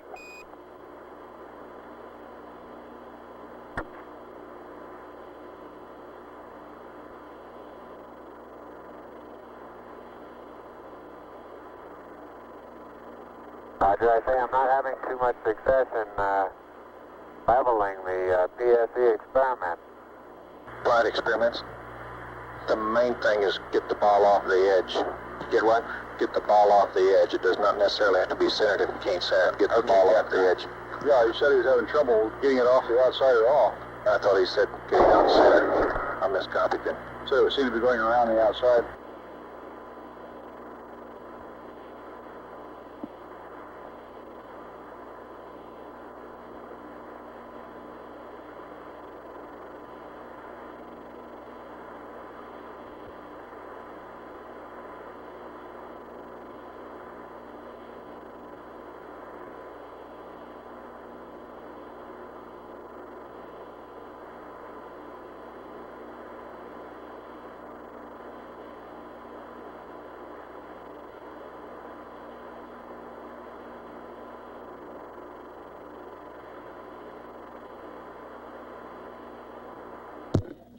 The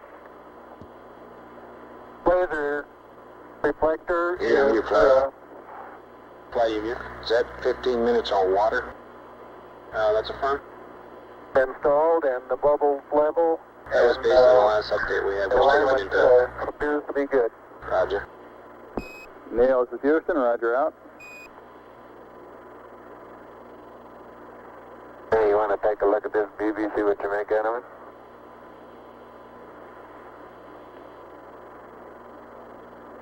I found it pretty hard to get perfectly level too. That baby likes the outside. It won't go on Experiments, the inside. Flight experiments. I think I drowned him out. I think he just said it stays on the outside. Cup is convex now instead of concave. I think you're right. I believe it is. Houston, I don't think there's any hope of using this leveling device to come up with an accurate level. It looks to me as though the cup here that the BB is in is now convex instead of concave, over. Let's have him not to fight it too long a flight. Let's press on. Forget it. Roger 11, press on. If you think it looks level by eyeball, go ahead. Okay.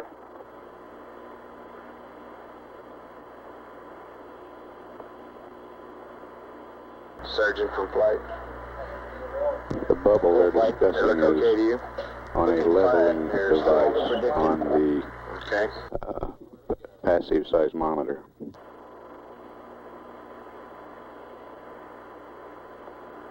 Our rates are still down at a comfortable level.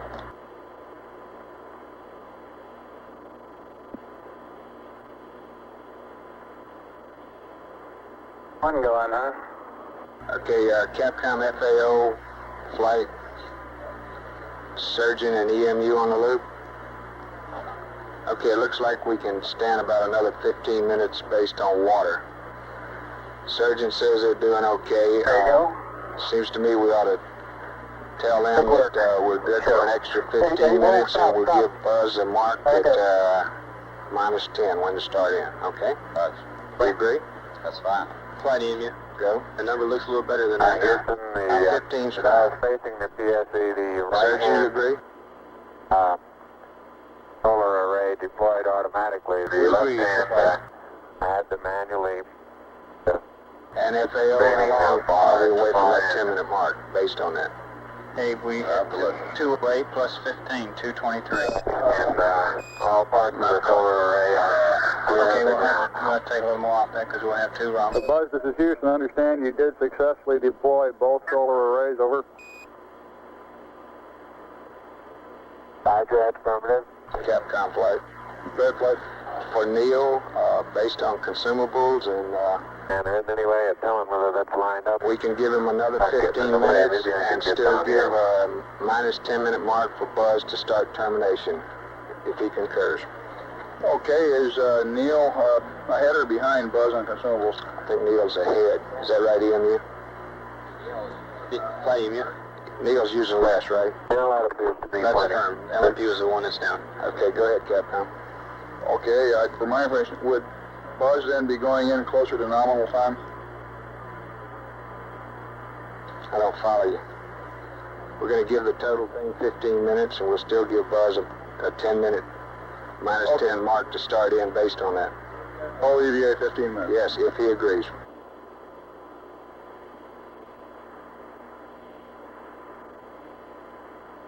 Neil, this is Houston, over. Hey, go ahead, Houston. All right, we've been looking at your consumables, and you're in good shape. Subject to your concurrence, we'd like to extend the duration of the EVA 15 minutes from nominal. We will still give Buzz a hack at 10 minutes prior for heading in. Your current elapsed time is 2 plus 12, over. And that means Buzz would have to start back in at about Okay, that sounds fine. Roger out. flight experiments. While they're out there with the camera, we'd have time to get a picture of the bubble. Is he still there? Roger, he's still in the vicinity. I haven't seen him come back from the side of the TV yet. You can try it if he hadn't left it. Who's got the camera, boys? 2:12 is the time expended on the PLSS. This is Houston. If you're still in the vicinity of the PSE, could you get a photograph of the ball level? Over. I'll do that, bud. Right, we'll get a photograph of that. Houston, what time would you estimate we could allow for the documented sample? Over. Stand by. FAO. Approximately 10 minutes. Pardon? Approximately 10. Approximately 10, Capcom. Capcom. Oh, Approximately 10. Say again, sir. Approximately 10 minutes. I believe the ball is right in the middle now. Wonderful. Take a picture before it moves. You only best. He asked what would we estimate for the document, and we're estimating about 10 minutes. Neil, this is Houston. We're estimating about 10 minutes for the documented sampling. Over. Ecom flight, did you get your message to Capcom? Yes, flight did. Okay. Say again. You got a message for Columbia? Roger. On battery charge? Flight network, we have good E7 data. Okay. Columbia, this is Houston. Over. Go ahead, Houston, Columbia. Roger, I'd like you to terminate charging battery Bravo at 111 plus 15. Over.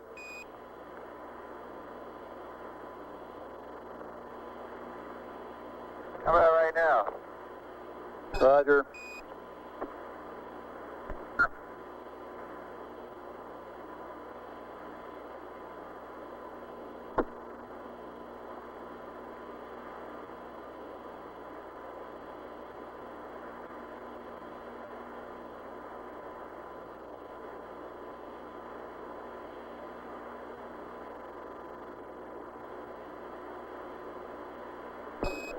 Buzz, this is Houston.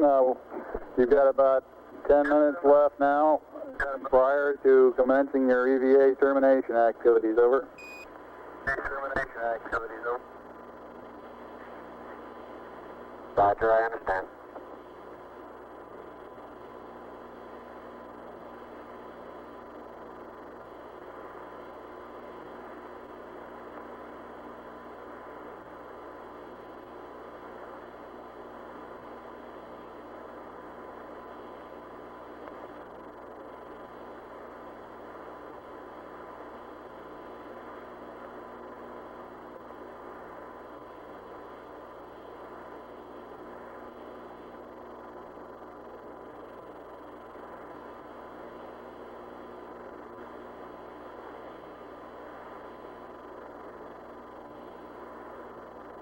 Flight experiments.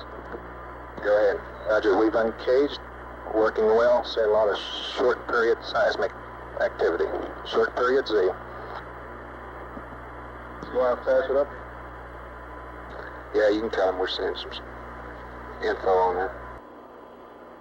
Tranquility Base, this is Houston. The passive seismic experiment has been uncaged, and we're observing short period oscillations in it. Over.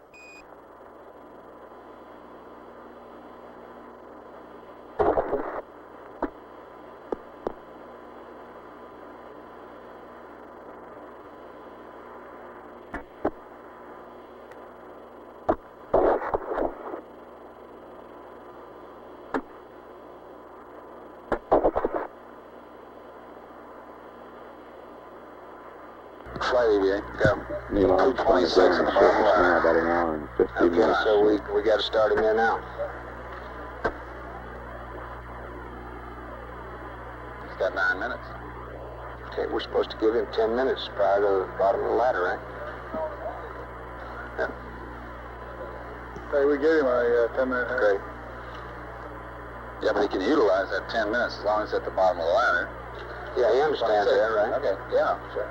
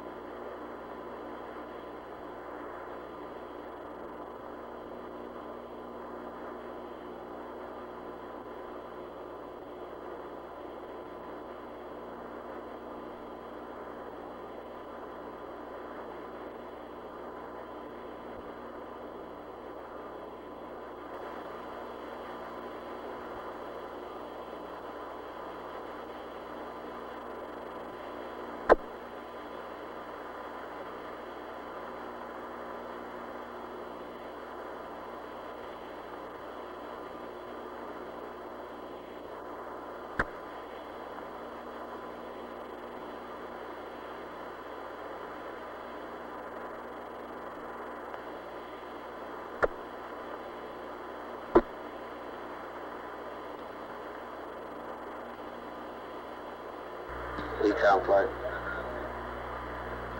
Flight Econ. Did you get the battery charge off? Yes, the battery charge was terminated and everything looks good for LOS flight. How about you, GMC? Everything looks good, flight. We'll go. Roger. Telcom, how are you? We're looking good, flight. In the foreground, Buzz Aldrin is collecting a core tube sample.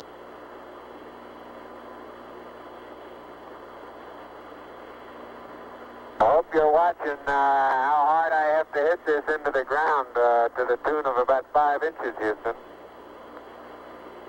Roger.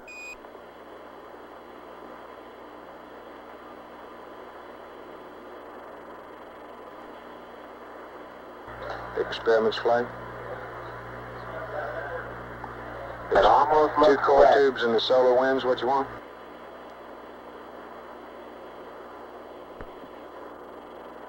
Experiments. Got it. Sample. Experiments, give me an answer. Two core tubes in the solar wind? Roger. Okay. Wait a minute. Yeah, cut the cable again. Neil and Buzz, this is Houston. We'd like you to... You're right. Turn to your right. Not clear? Not quite. Neil, this is Houston. We'd like you all to get 2 core tubes and the solar wind experiment. 2 core tubes and the solar wind, over. Roger.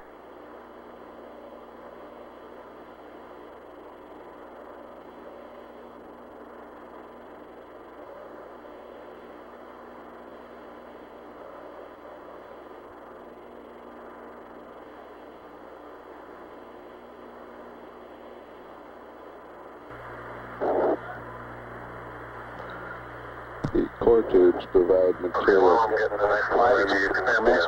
Go. We have seen the core samples as he was taking those on the seismic data. If possible, sometime in the next couple minutes before he comes in, if he can get a little jump, which he was planning on doing at one time as he left the PSC, we'd like to have it. A jump? Roger. Let's let him get through with what he's trying to do.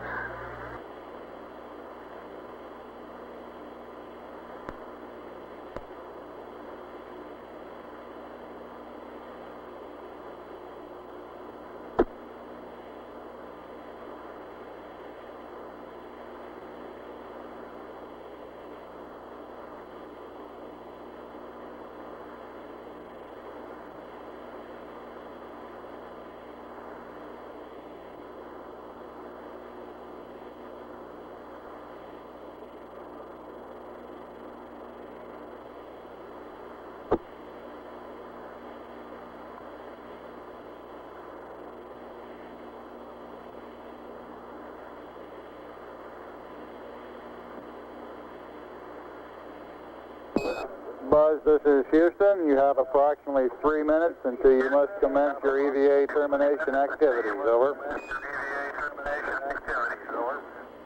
Roger, understand.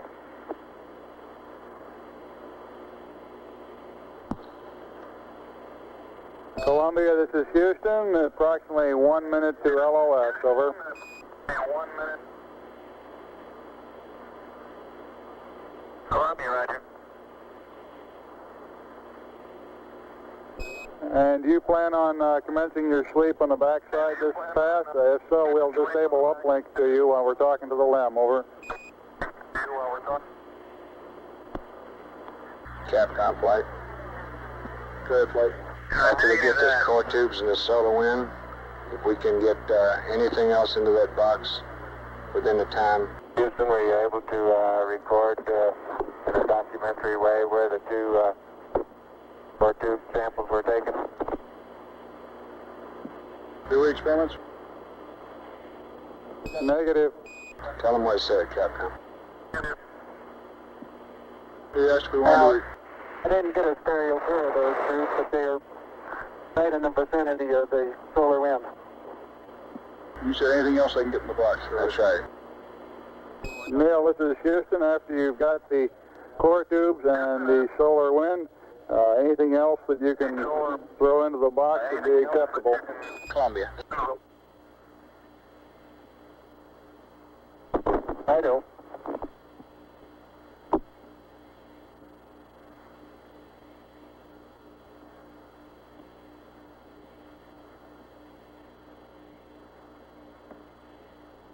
Cap was right. I got the cap. Got the cap? They both got caps on them. Okay. And you want to pick up some stuff and I'll Get these receptacles. throw the solar wind in. EMU flight. Go ahead, flight. How you doing? We're real fine, flight. You know we had a little extra lifetime there. Okay, Sergeant Flight, how are you? Doing fine, Flight. Roger. Buzz Aldrin retrieving the solar wind experiment.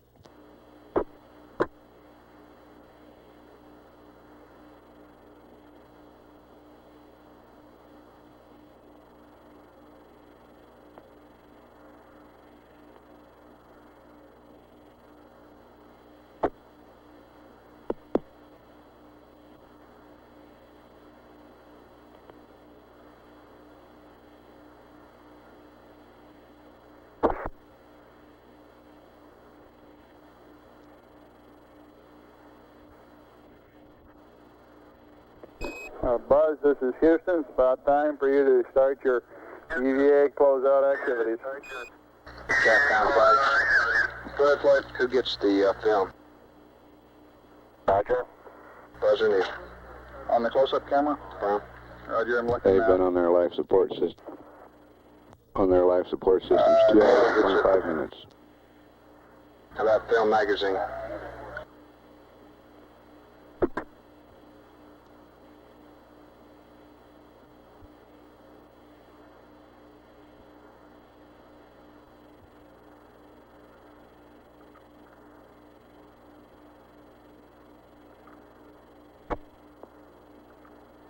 And Neil gets that too. So he gets the stereo cassette and the film magazine? Roger. Like this EVA, the Neil LMP is supposed to appears help him picking get up that rocks cassette and put it to in the his right of the pocket for screen. him so he doesn't have to fumble with it trying to get it in his pocket. Okay, where's the LMP? I think the LMP's at the Mesa. Remind him of the close-up camera, Max. Affirm. Neil and Buzz, this is Houston. I'd like to remind you of the close-up camera magazine before you start up the ladder, Buzz. Okay. Got that over with you, Neil? Now that close-up camera's underneath the mesa, I'll have to pick it up with the knock. And I'm picking up several pieces of really vesicular rock out here now.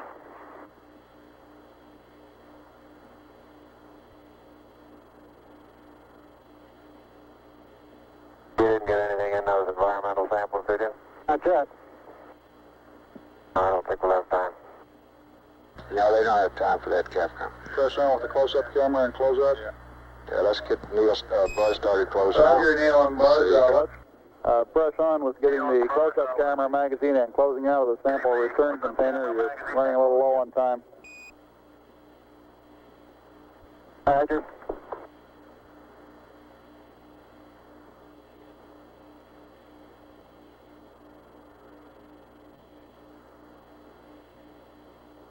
We want to keep a good margin in those portable life support systems.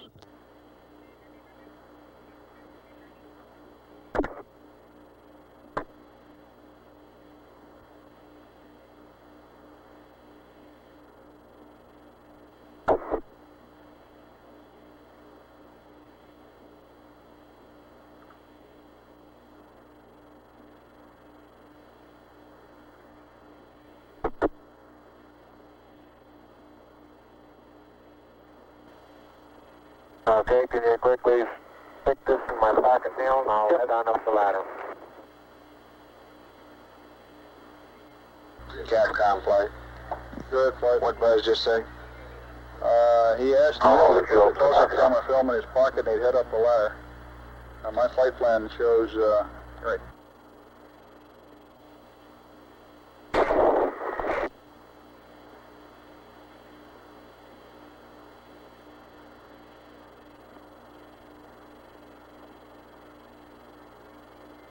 Around there, fella. Just hold it. right there. Okay, let the pocket go. Stop close. Got it. Okay. Adios, amigos. Hey. Anything more before I head on up? Experiments. Could we get the ladder? One jump, please. Up the ladder, Capcom. Negative. Head on up the ladder, Buzz. Head on up. Buzz.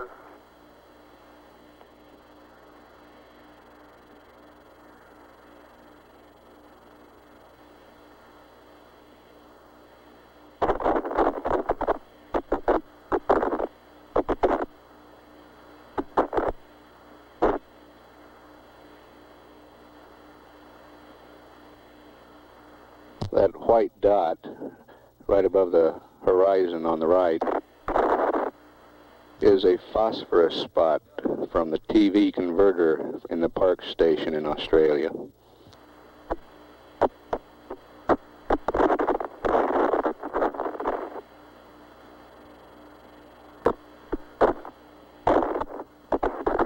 EMU flight.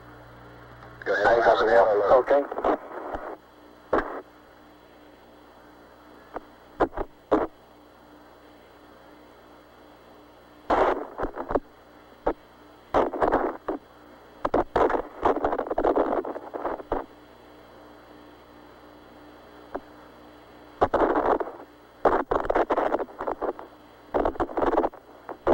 You got the solar wind rolled over there? Right, that's it right there. Okay.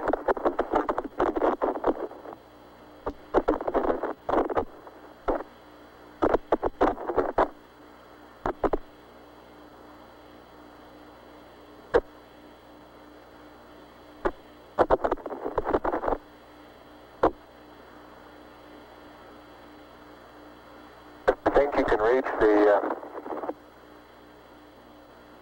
this hut that's hanging over here. You might entertain the idea of sending up the second one that way. Okay.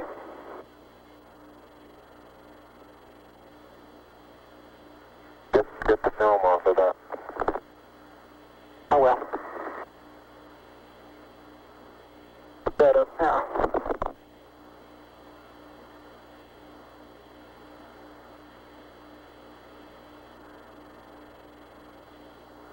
Okay, I'm heading on in. Okay. And I'll get the LEC already in my start box. Telcom, control flight. Go flight, watch your switches and circuit breakers now. All right.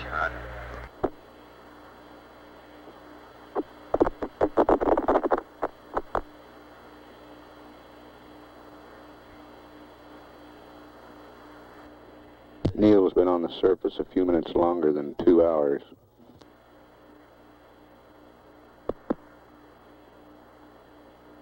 Buzz, approximately 20 minutes less than that. Neil, this is Houston. Did the Hasselblad magazine go up on that sample return container also? I've got the Hasselblad magazine hooked to the SRC now, yeah. Roger.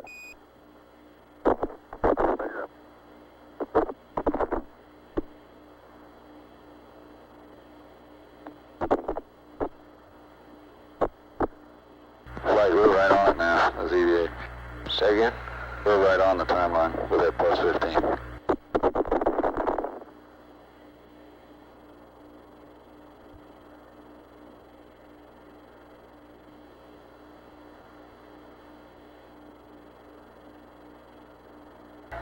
Ecom GNC flight. Flight Ecom? Okay, well, Mike's on the backside now. Let's get everything in order. How you doing, Buzz? Configuration for sleep on the CSM. Roger, flight.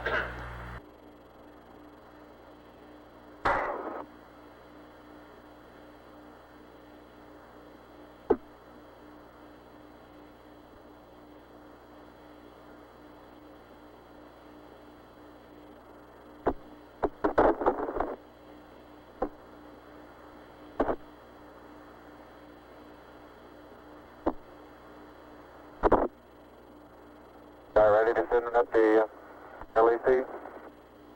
Yeah, just about.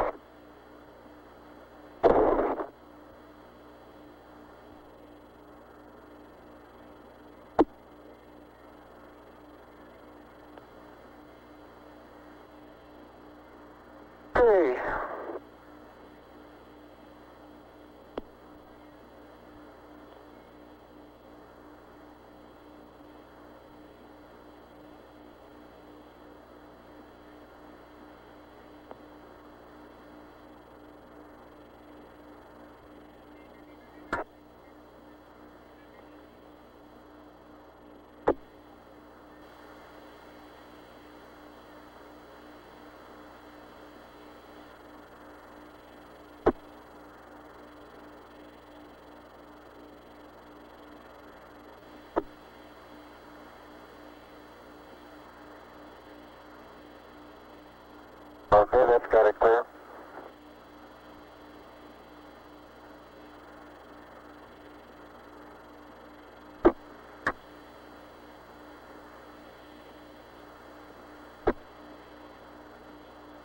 Transferring the sample containers into the LIM cabin now. Uh-oh. Camera came off. I mean, the film pack came off.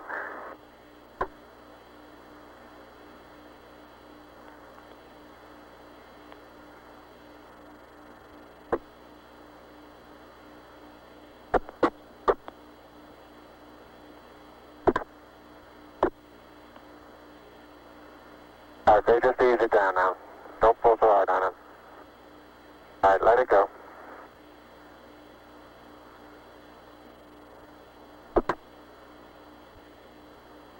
Flight surgeon. Go, surgeon. Okay, we feel like it's CDR. Oh, you're getting that. I'm going to get the camera. Heart rate here for a sufficient period of time. We ought to ask him to slow down and rest. You want an EMU check? Okay, Yes, sir. this one's in no problem. Let's get an EMU check on the commander. Neil, this is Houston. Request an EMU check over. EMU check over. Roger, got 3.8.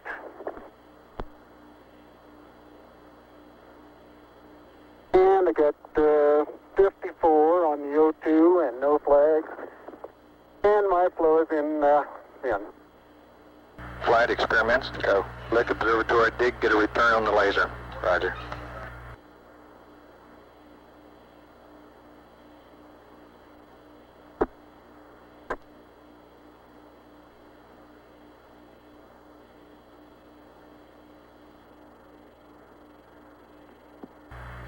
You want to pass that one up, Flight? Negative.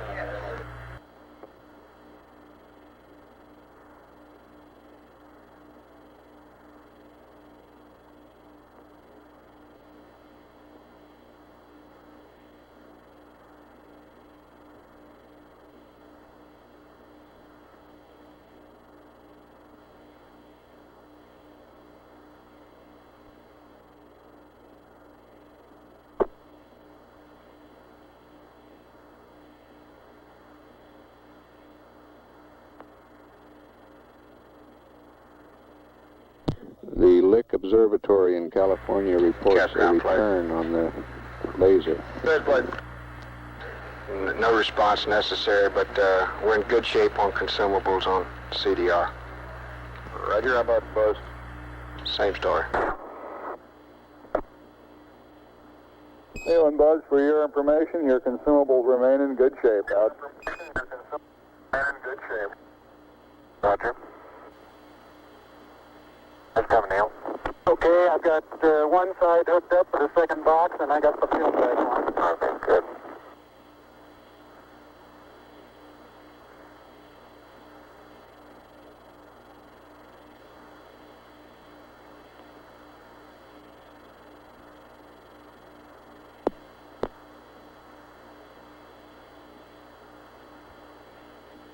By that filth from on the LEC is kind of falling all over me while I'm doing this. Well, that's good, huh?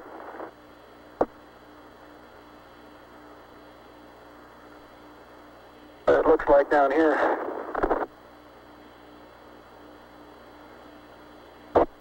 I think my watch stopped, Neil. Hit it.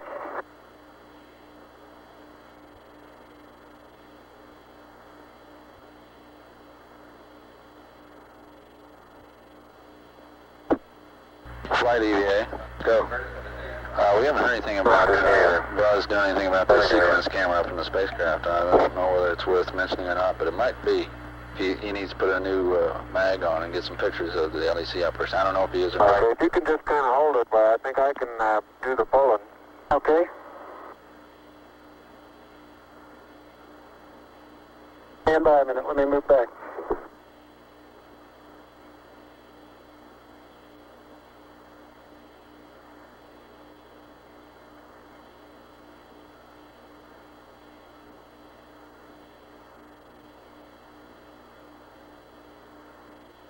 Okay, easy.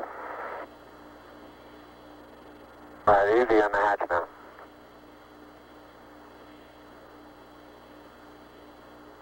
Okay, I'll get it the rest of the way. Flight surgeon, you should I'll still give it to you to, say again? Oh, You should still continue to take it easy. have a little more. This is the hardest part. I know it.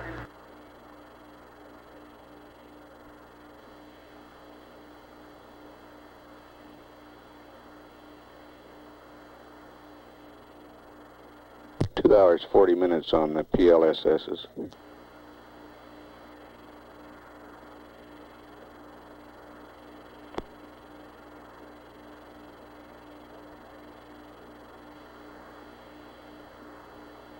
Those? Okay, it's unhooked. How about that package out of your sleeve? Get that? No.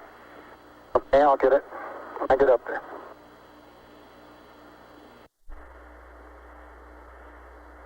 Got it now? Yes, sir.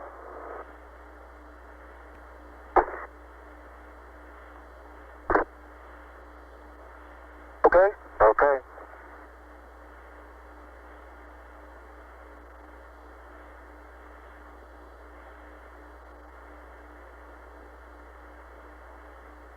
Flight EVA, if they drop that mag, they ought to get it. Did they get that mag, Capcom? Neil, this is Houston. Did you get the Hasselblad magazine? Yes, I did. Thank Yeah, you. we got about, I'd say 20 pounds of carefully selected, if not documented, samples. Houston, roger. Well done. Out. The second box.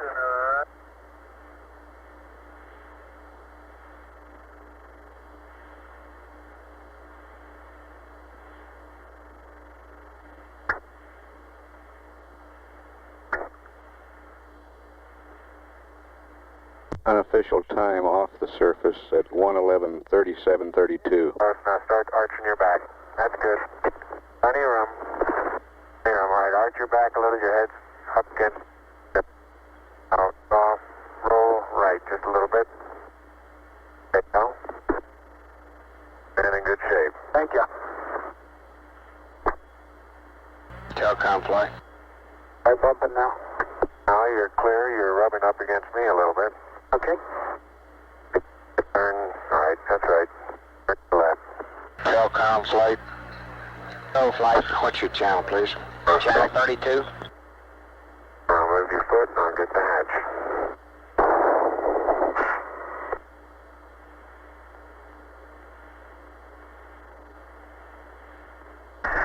Okay.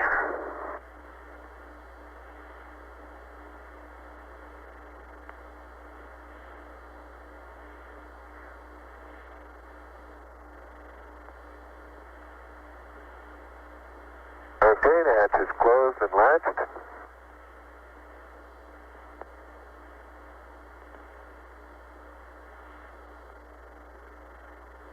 And verified secure.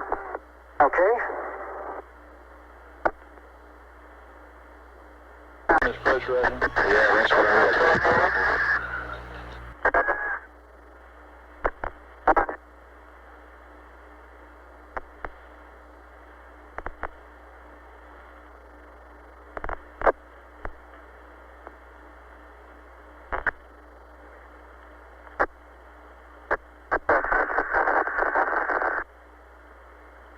Repress open flight. Cabin coming up. Roger.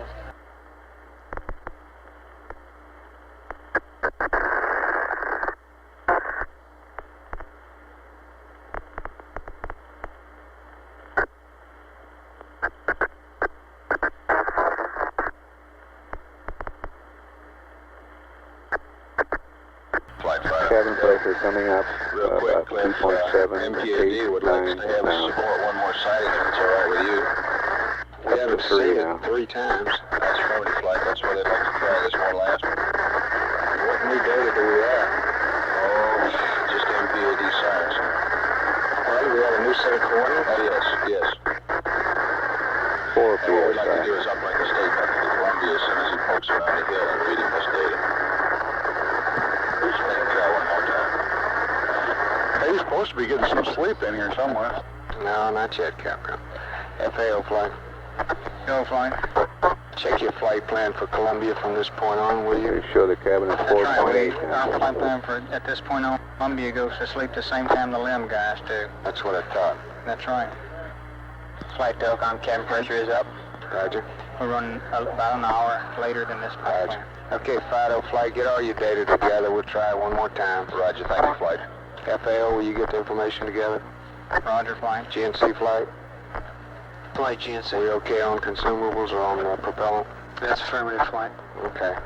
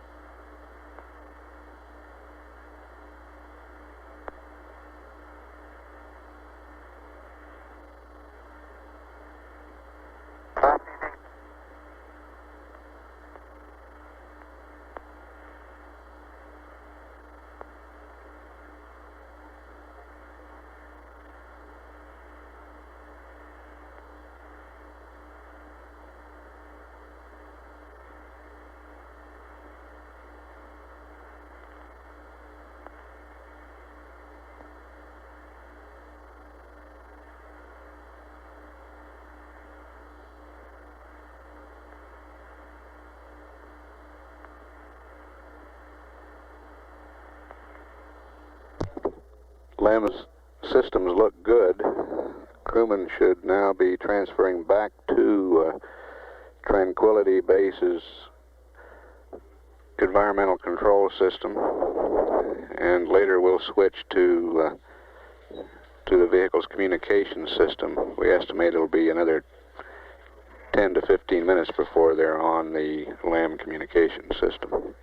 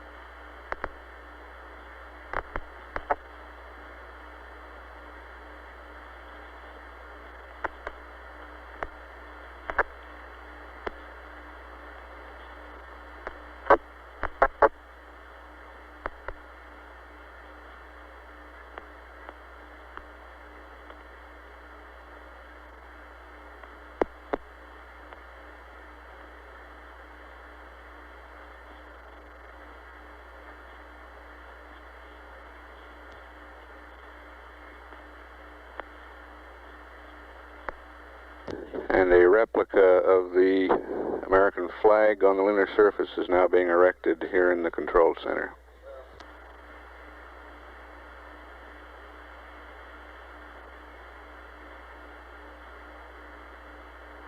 And a replica of the plaque on Tranquility Base has been hung on the wall.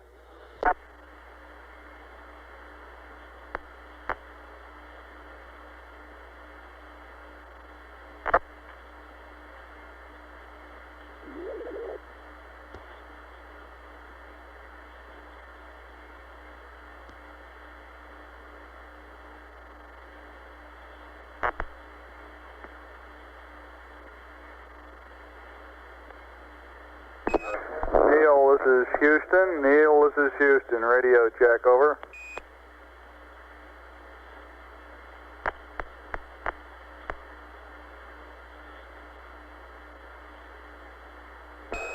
Buzz, buzz. This is Houston. Radio check, over.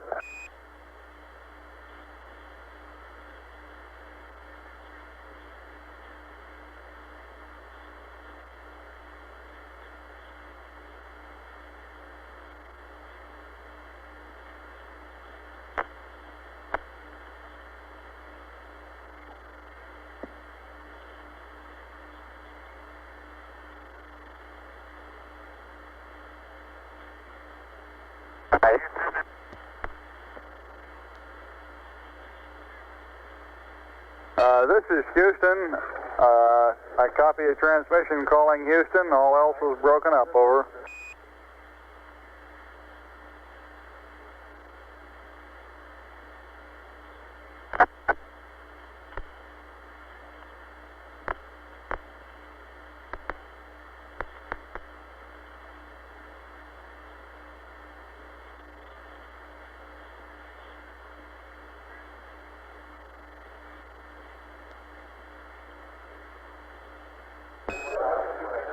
Neil, this is Houston. If you read, we suggest you unstow 1+ antenna so we can have communications, over.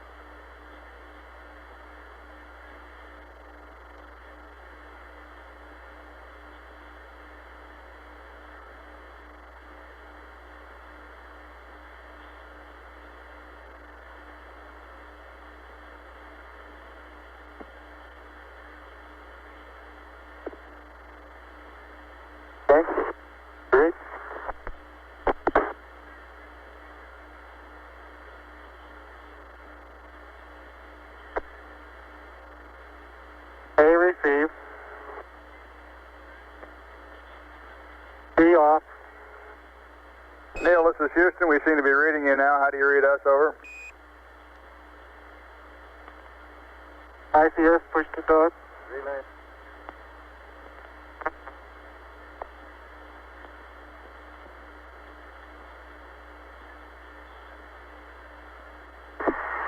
Houston, it's Tranquility. How do you read? Tranquility Base, this is Houston. Loud and clear. How us? Loud and clear. We're in the process of switching over to LEMCOM here. Roger.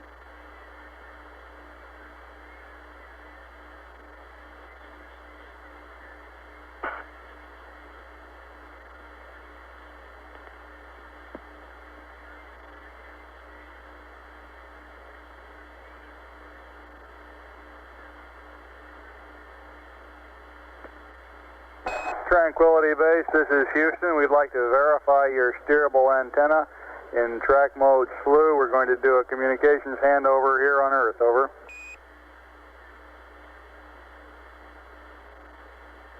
Roger, that's affirmative. We're in track mode slew.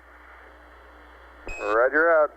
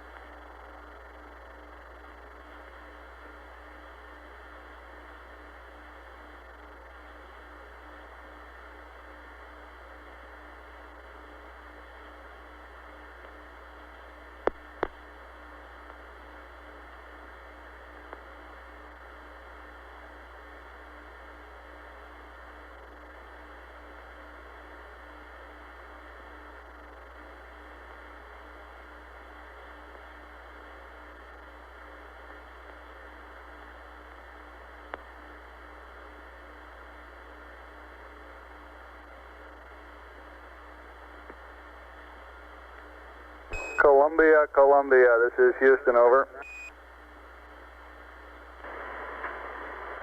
Roger, Columbia on Seat Charlie, how do you read? Roger, Columbia, this is Houston, reading you loud and clear on Omni Charlie. The crew of Tranquility Base is back inside their base, repressurized. They're in the process of doffing the floaters. Everything went beautifully, over. Hallelujah. And we'd like to get foo and accept from you. We have a state vector uplink, and after that, we'd like you to realign your platform to the new refs mat that we sent up a rev or two ago, over.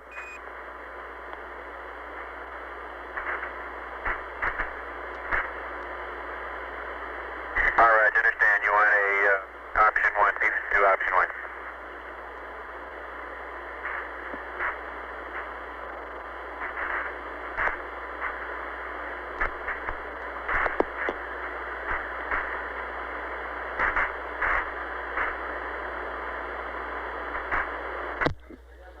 This is Apollo Control. Dr. Charles Berry reports the heart rates during this EVA period ranged from a low of 90 for both crewmen to a high of about 125 for Buzz Aldrin at peak periods, and a high of 160 for Neil Armstrong at peak periods. That top reading coming during the time he was transferring the rock boxes into the LEM.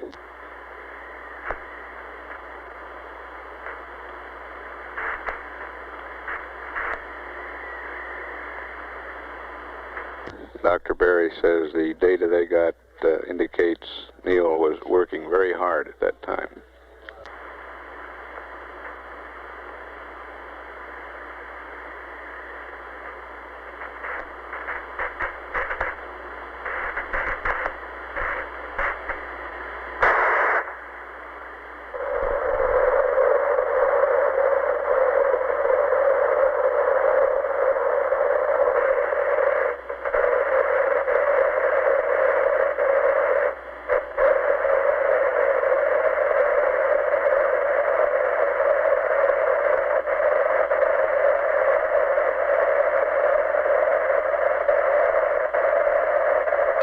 This is Houston.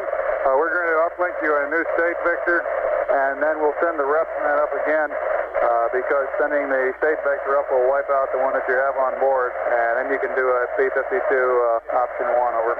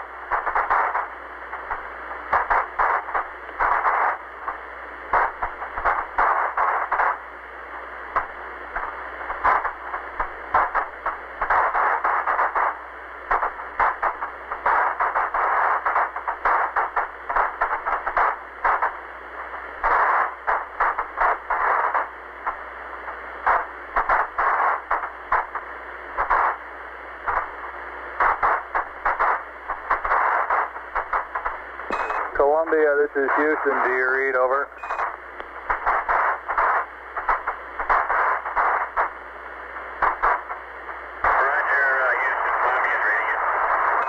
Okay, Columbia, we've completed the uplink. The computer is yours. You can go to block. However, we'd like you to hold off on the P-52 option 1 align until after you pass landing site 2.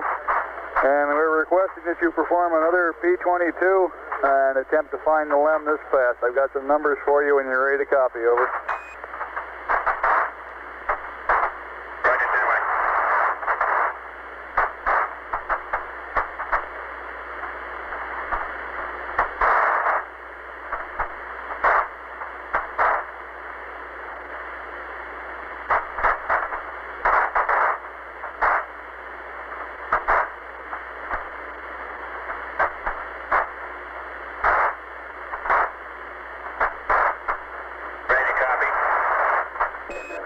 Roger, Columbia, P-22. Landmark ID is Lunar Module. Make that Tranquility Base. T1, 112, 2508. T2, 112, 3017. 4 nautical miles south. Time of closest approach, 112. 3152.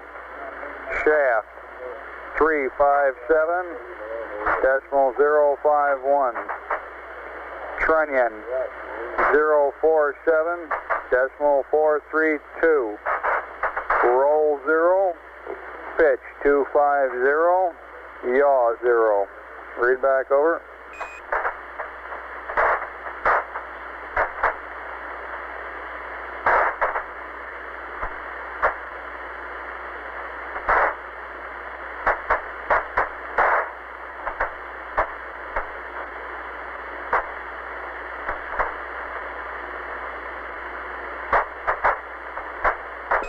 Columbia, this is Houston.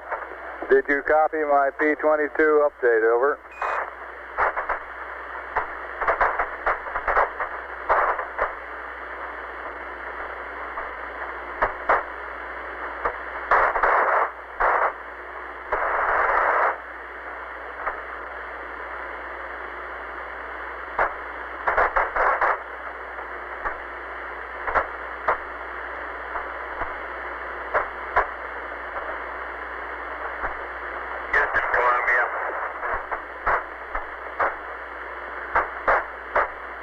Columbia, this is Houston. Did you copy my P-22 pad?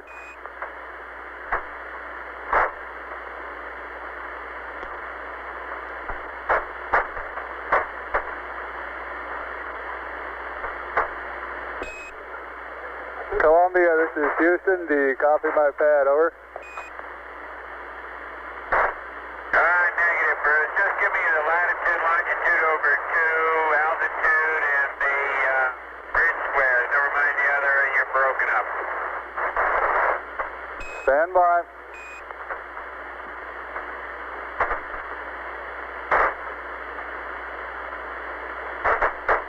Well, that is if you have new information. Otherwise, I'll just use the old numbers.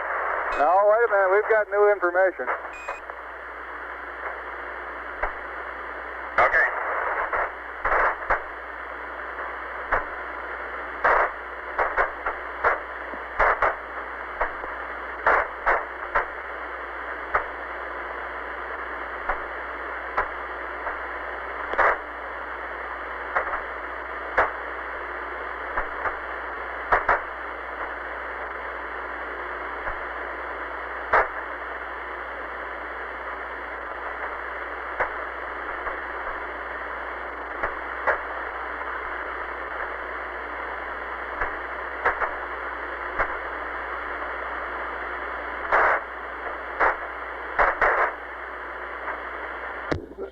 This is Apollo Control at 112 hours 19 minutes.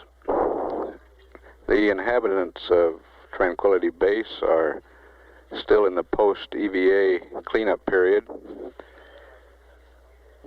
Still have not fully configured the voice communications. However, we are getting telemetry, good telemetry from Tranquility Base, showing a cabin pressure of 5 pounds per square inch, temperature of 60 degrees. We expect to establish communications before too long.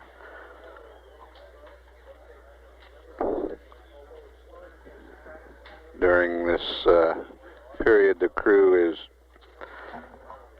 removing the portable life support systems, checking over their spacecraft systems,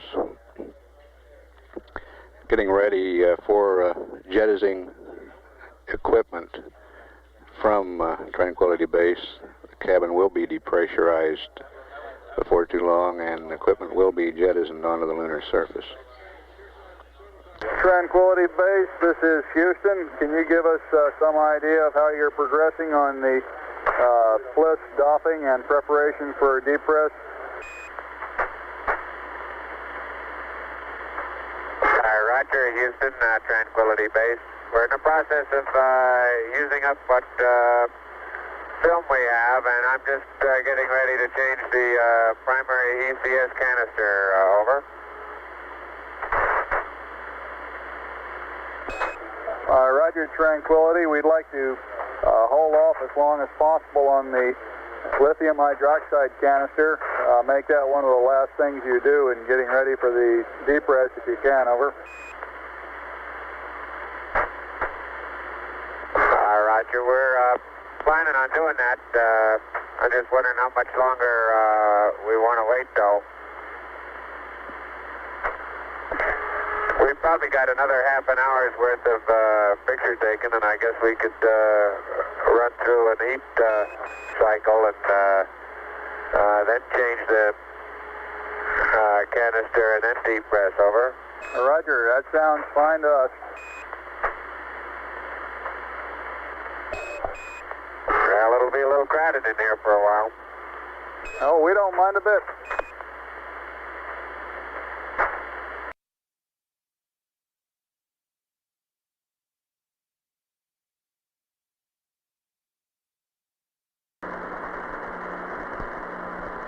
There went something.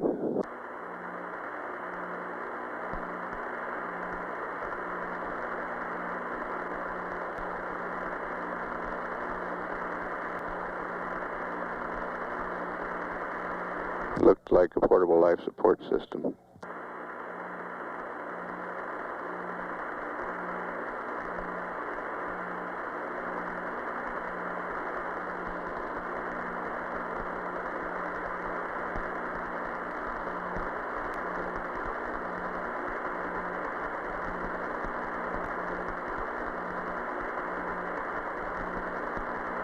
There comes the other place.